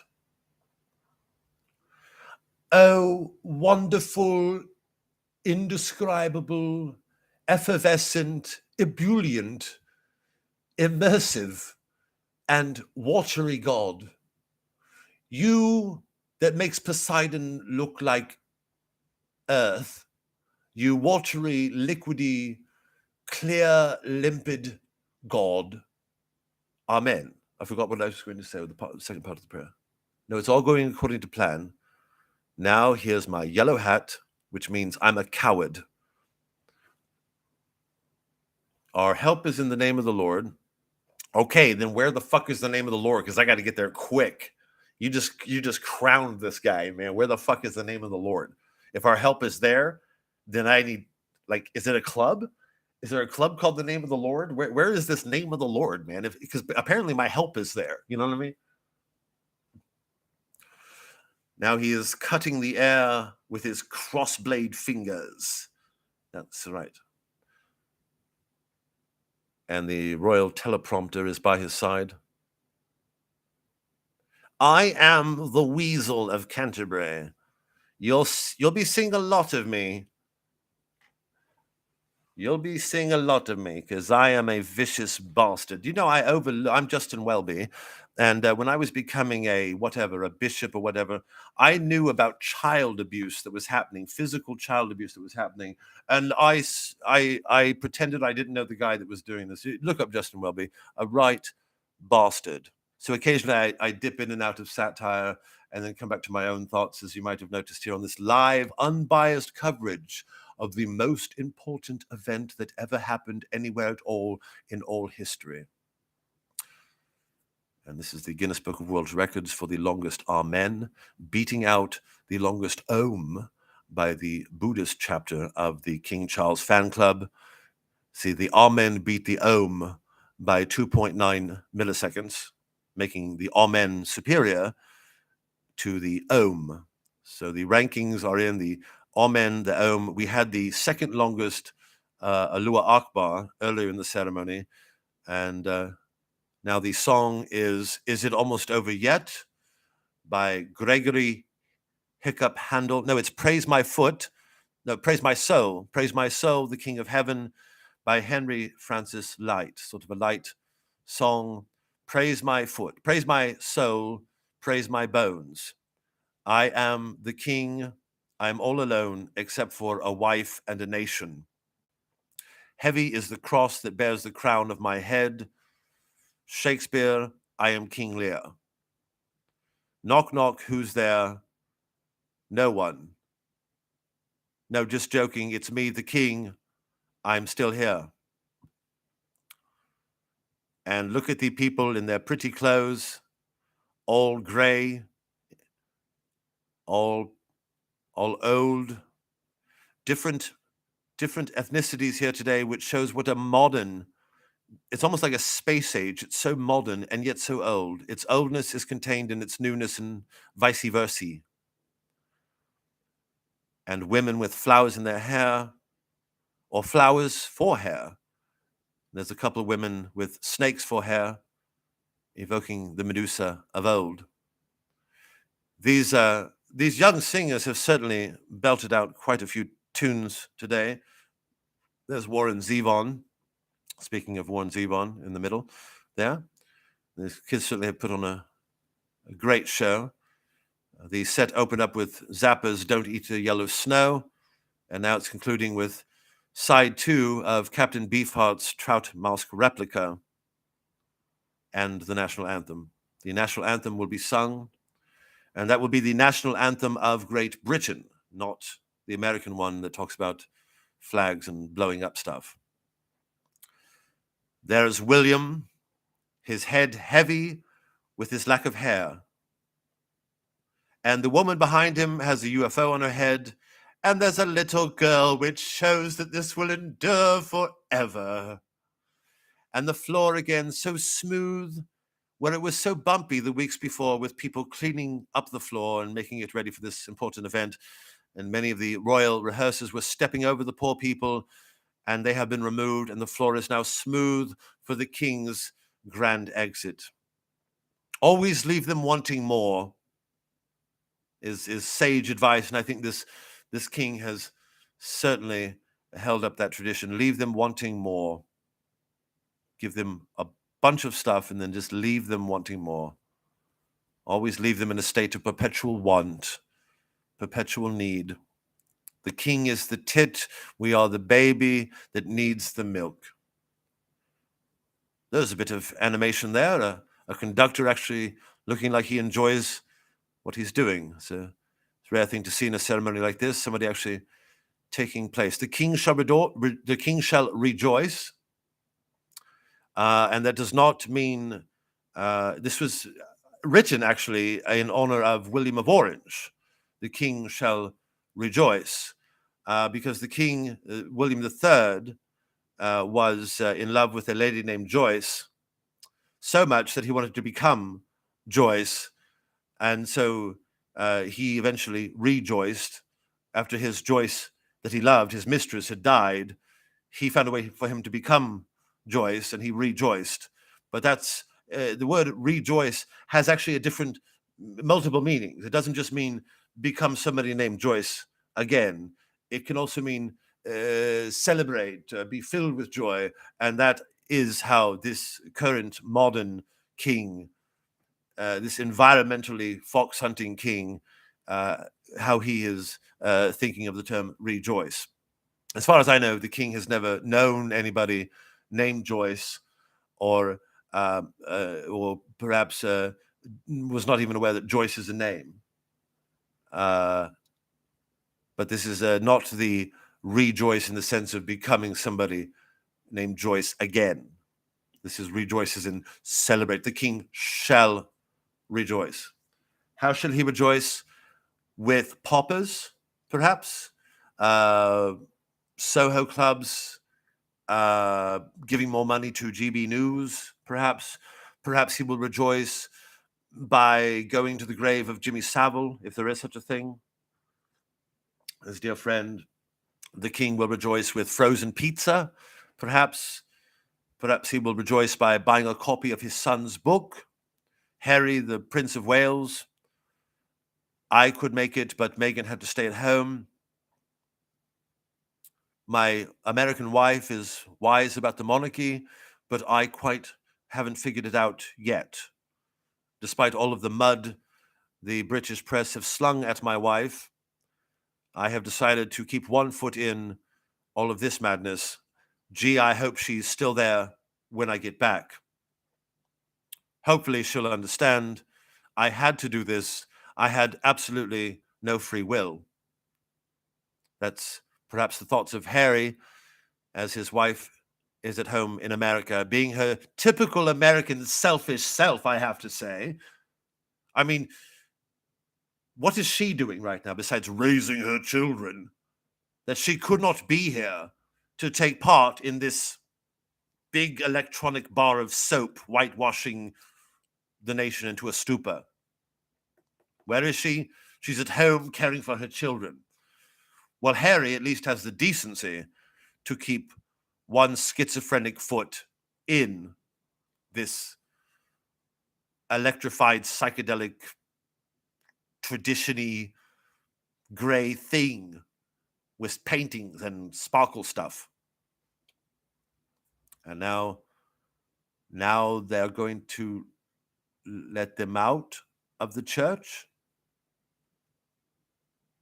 Or are they going to do more? This is 1 hour and 49 minutes in. My bladder is saying, help me, sir. How can I help you? I'm not a doctor. Yes, but I'm your bladder. It's not an operation. Oh, I see. You need me to, shall we say, empty you? Well, I don't use it. Te Deum, which sounds like tedium, but it's not. It's Te Deum, which I think means in Latin, God, you God. You God. That's what the Egyptians said in the book of Exodus.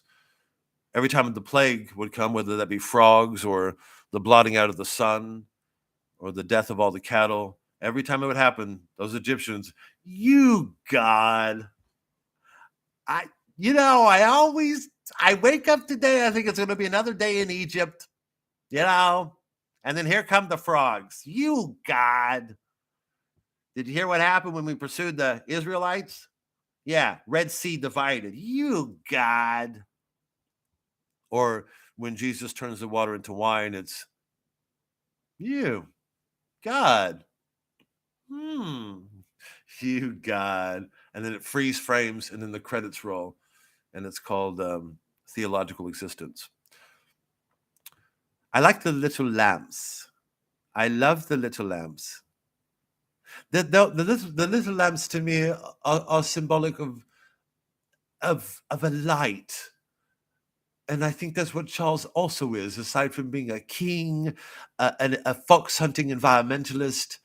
He's also a light for people who don't want to see themselves. He'll do the seeing for you. I like those little lamps because they represent the light that he has. This little light of mine, I'm going to let it shine. I'm just getting word from Gregory in the sound booth. Apparently, I'm talking too much. People are trying to enjoy the tedium of Te Deum. And we're all waiting now to see when people are allowed to leave and go have a cigarette. I mean, imagine if you're a smoker in a situation like this. This could be deadly. Fists could start flailing. We are the multi-age choir, little boys, old men, all together to accomplish one thing. The singing of praises to someone that knows not of us, know we aught of him, but we must sing, because it's exposure, at least it gets your name out there. This could go viral. It could be a viral experience. Yeah. The lovely bird's eye shot from Elon Musk's bird's eye camera, microchips that were planted inside the left eye of over 50 pigeons, which have been strategically placed in the rafters to achieve that stunning, literally bird's eye view. Look at the white bow tie on the silly man, the Lyle Lovett look-alike. There's the man in the funny, look at his funny outfit. Pantomime, very funny. He's got very colorful. Joseph in his amazing Technicolor dream coat, I think the musical was called. And here come the trumpets of wrath, signifying brass, signifying the sheer brass balls of this king. Because not only is he a king and a religious leader and a light and a hat wearer, he also has got brass balls. You do not fuck with this king. Now they're putting on their furry hats. The Wompets, I think they're called the Wompets, the men in the red coats. The Wompets have turned, and the trumpets are getting angrier. The trumpets want to say something profound, but they can only speak in trumpet language. It's like Charlie Brown's teacher. Wah, wah, wah, wah, wah. But you must understand the tone of the trumpets is saying something. It's saying, turn the camera this way. And we see Aleister Crowley's great-great-grandson singing with Toby Young, who now sports a diabolical goatee.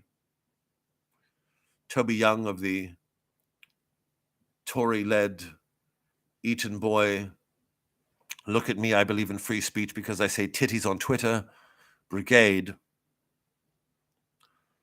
The holy children, these children were hand-selected. They were hand-grown in Petri dishes in royal labs across this country in the horrible days of the pandemic of COVID, when scientists weren't working on a breakthrough vaccine that would save us all and get us back to the things we love, like Betfred. They had some spare time to grow children in Petri dishes that would be there would be the first organically grown, inorganically grown children to be trained with the sole purpose of singing the king's honor. These are not real children in the sense that they have mothers and fathers. These are children that have been generated in labs by Pfizer, and they have proved 97% more effective at delivering the king's message than human children. And so I think we're going to see a lot more children like this. And now the two men with the it looks like a sand dollar on the back, the sand dollar symbol signifying the scene from 10, which the king was a very big fan of the movie 10 with Dudley Moore and Bo Derek, symbolizing the running on the beach, wearing the sand dollar on the back. And now they're moving away from the holy scepter of the seven-headed dragon of the British pound sterling. This is a great day for private enterprise and communistic behavior. The worst of capitalism and the worst of communism coming together under one monarch, one all-ruling head of state, which was born, not chosen, which was born, not made. If those who don't believe in the majesty of King Charles only must ask themselves, how hard do you think it was to be born him?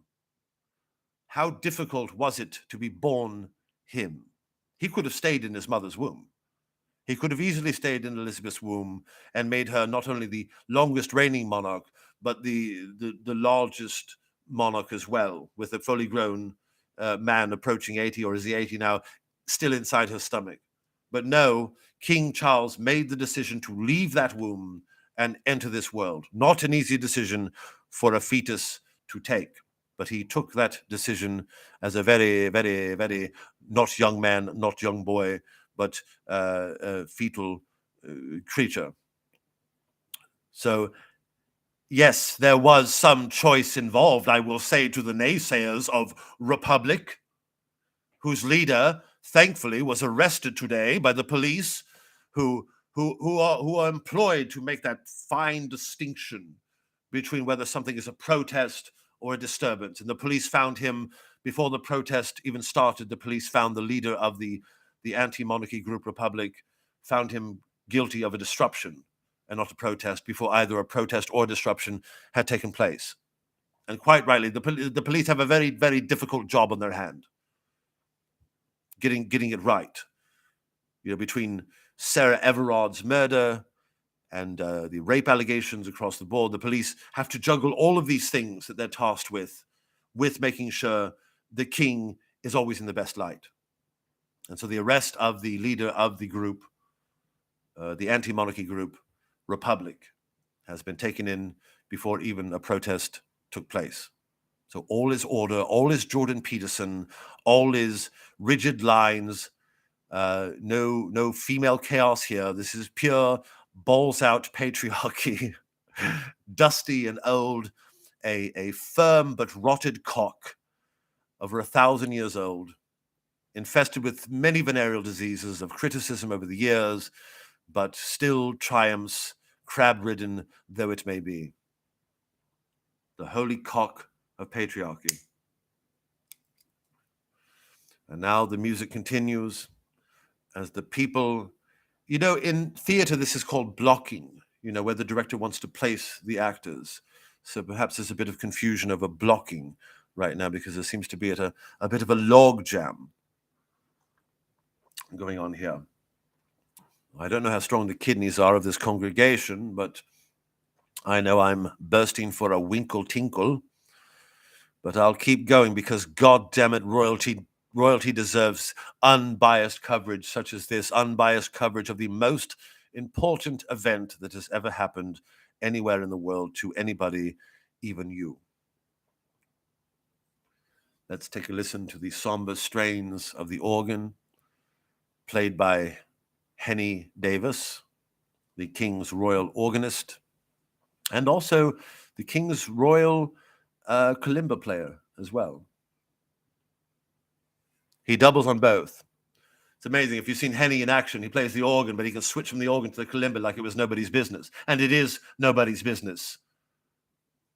And I shouldn't have revealed that because I think Henny, the royal organist, would like to keep secret his moonlighting as a kalimba player at the Club Kalimba on South Street in Southend.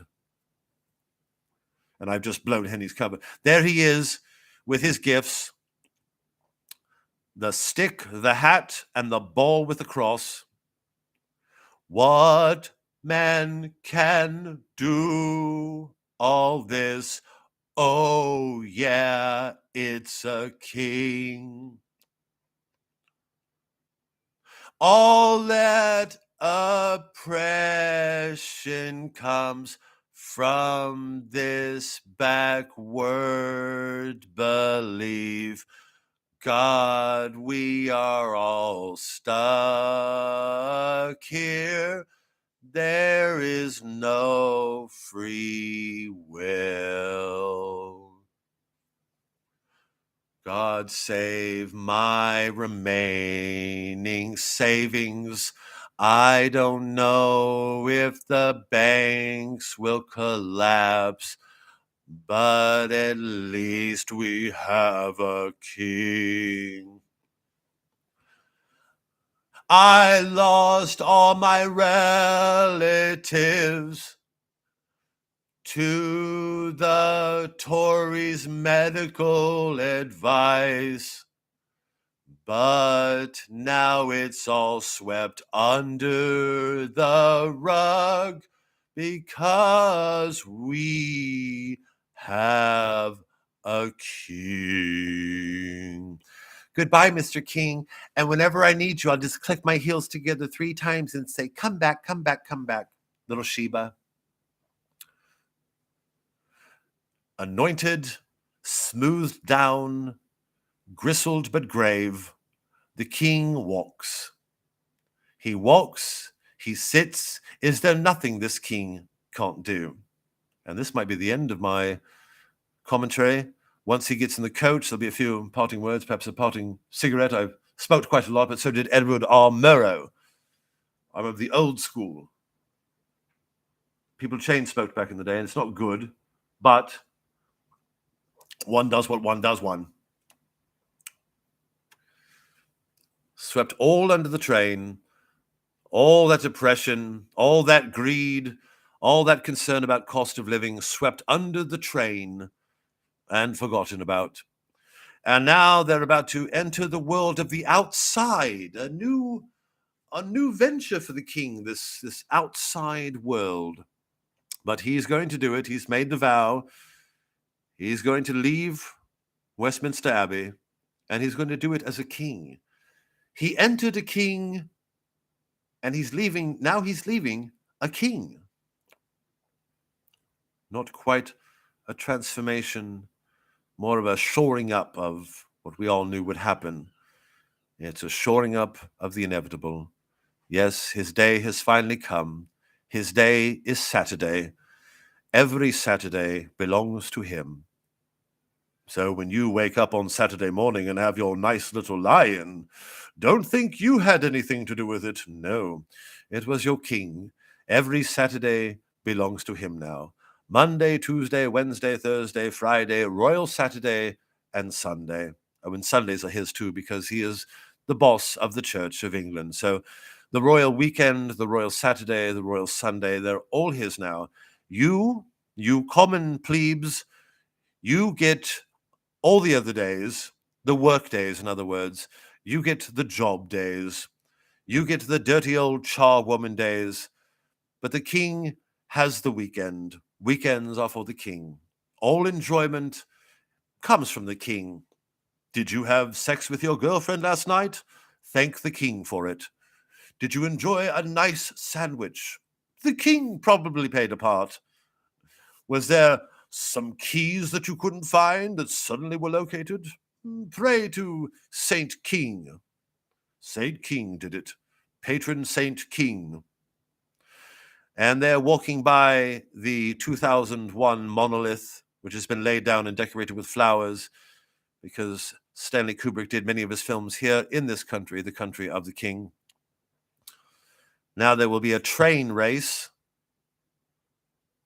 Who will win? Will king or queen win? It's like Bobby, what was his name, and Billie Jean King. Billie Jean King. And funnily enough, the king is such a tennis fan. I did not know this until recently. He only wanted to be king because when he was a child, he was in love with Billie Jean King. Actually, when he was an adult, he's very old. When I was a child, Billie Jean King was an adult, but when he was an adult, Billie Jean King was an adult. But he only wanted to become king because he was in love with Billie Jean King, and sort of by a happy circumstance, he was going to be king anyway. And this went with his crush. Billie Jean King, he was in love with for many years until he realized that she was a lesbian. And now he just decided to be a king and not love Billie Jean King. Now is he afraid to go out? Is he agoraphobic? All of a sudden, the king has a bout of, no, he's going to do it. He's going to face the sunshine, even though he might melt. Sun does to him what water did for the wicked queen of the West. Was it West or East? I forget. And the king has left. No, there's still more building to go. He's walking in the, what do we call this? The foyer, almost outside. Is he going to do it? Is he outside? Is that the outside? The camera's panning up. What this is? No, it's still a covered area. It's kind of 1 foot in the outside, 1 foot in the inside, not quite outside yet. He's getting to his vehicle. It's not a car, it's not a train, it's not a hang glider, it's a golden, smack my hand, it's a golden carriage. And it was not a pumpkin before. I think the footmen found that out earlier when they tried to eat it, thinking that if they took a bite, it would actually taste like a pumpkin. No, it's always been a gold carriage. The bells are ringing because that's what bells do, man. You know, that's Aristotle, man. Everything has its own purpose contained within it. Its own being contains its own purpose, and bells ring because that's what bells do, man. Stop reading stuff into stuff. The bells don't have any significance. And the trumpets are blaring now because that's what trumpets do, man. Trumpets trumpet. They ring, bells ring, trumpets trumpet, man. You're trying to read too much into this, man. It's just the coronation of a king.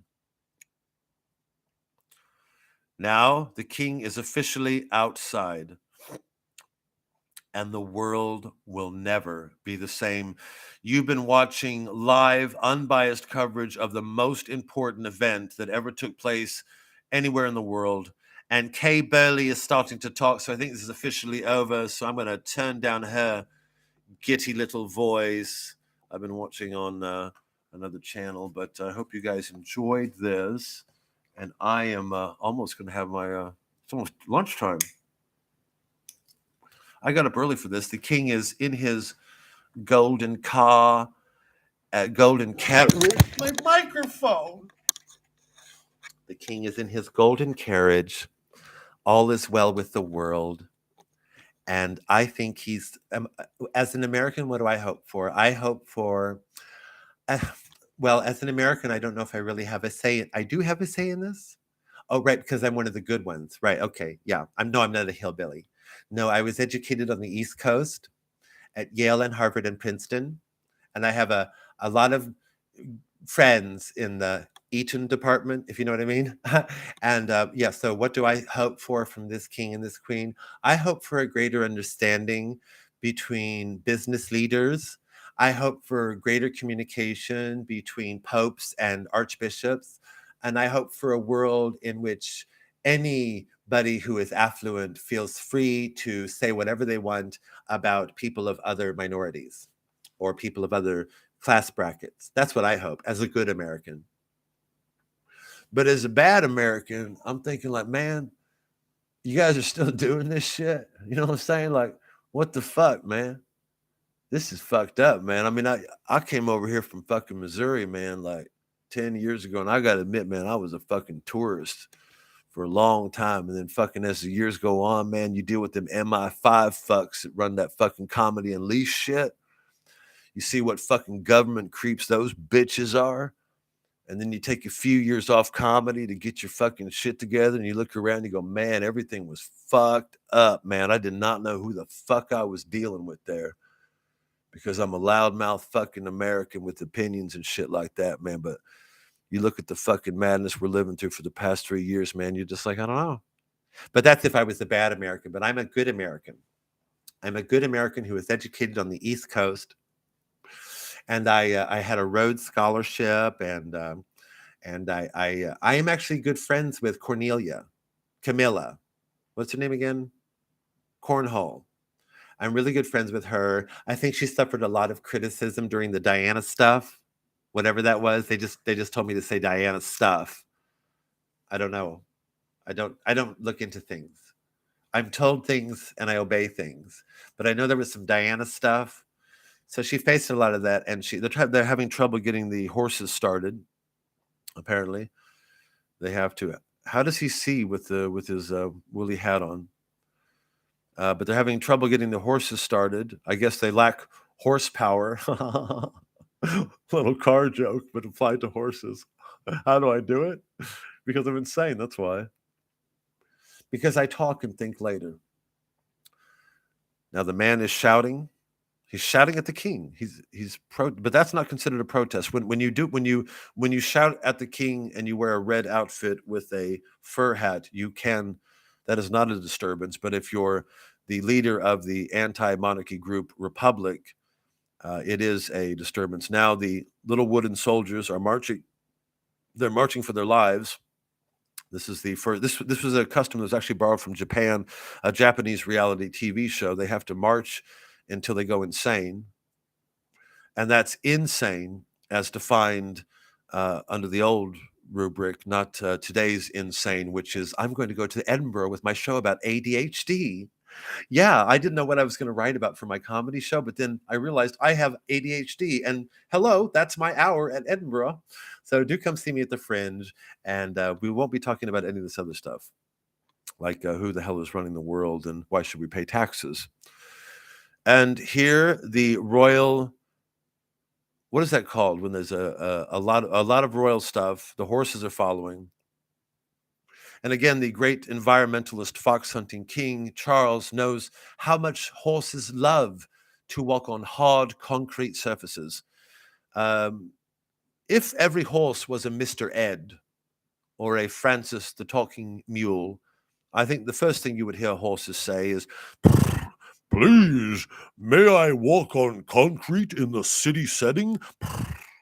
Because the king is a devoted environmentalist and fox hunter and horse abuser. Now people are doing the power walk with the pretty flags of all the countries of the world. Many people will have been camping for 7 years for this event, including Hori Grimsback. Hori, you've been waiting here for 7 years. I really am stupid. Yes, but you were here. Now you were here for the walkabout yesterday when the King and William and Kate left the house and walked around. Oh well, it was like really amazing to see them walk out of the house. And you were also here for the walk around. I was, yes, and it was really amazing to see the walk around, the walkabout, I should say. It was such an honor and such a joy, and it was very strange because before the walkabout, it was so silent, and there was no noise, and then when they left the house, there was this noise, and everybody cheered, and it reminded me a bit of the time I saw Deep Purple. I'm giving away my age here, but I went to see a Deep Purple concert, and it was like that before the Deep Purple concert, very quiet. And then when Deep Purple appeared and played the music, it got very loud. And sorry, I got that mixed up. I never went to a Deep Purple concert. I had a copy of Machine Head by Deep Purple, and I was in my bedroom, and I imagined that I was going to a concert and everything was quiet, and then I put the record on. And put the needle on the record, and it played, and then it got really loud, and that's how I felt yesterday when I saw the King and the Queen and the William and the William and the woman that is married to the William, the Kate. I saw them leave the house, and we don't have anything like this where I come from. No, we don't. Would That's a good question. Would I bring this to where I come from? Would I like to see this where I come from? No, no. I think it should happen here because I think it's kind of silly. You know, people where I come from, we have to eat, work and take care of things. We don't have a lot of money, so I would not like to see this where I come from. But being here and seeing it is like, at least not us. Like, how do you talk to people? Like, like that. I was here. I talked to somebody in the shop, and they said, "Are you going to watch the crowning, the coronation?" I said, "Well, I don't know. I think it's kind of silly because the cost of living. Like, people don't have the money, so why we do all this? Why spend all the money?" And they said, "Well, this is England. Just talk about the weather." I said, "I want to talk about the weather, but you want to talk about the coronation." So I said, "Okay, let's talk about the weather. Do you think it will rain tomorrow?" And then she says, "I hope it don't rain tomorrow because the king's getting coronated." I said, "You just told me to talk about the weather. Now you're talking about the coronation." So, yeah, talk about the weather, but, weather with an asterisk, right? The weather, but it all goes back to the coronation. Anyway, the horses, loving to walk on concrete. And you know what? I think I gotta go pee pee. I hope you enjoyed this. I had a great time. I'm going to end stream now. Please consider becoming a patron if you enjoy this sort of wacky weirdness at patreon.com/Will Franken. God bless and good night.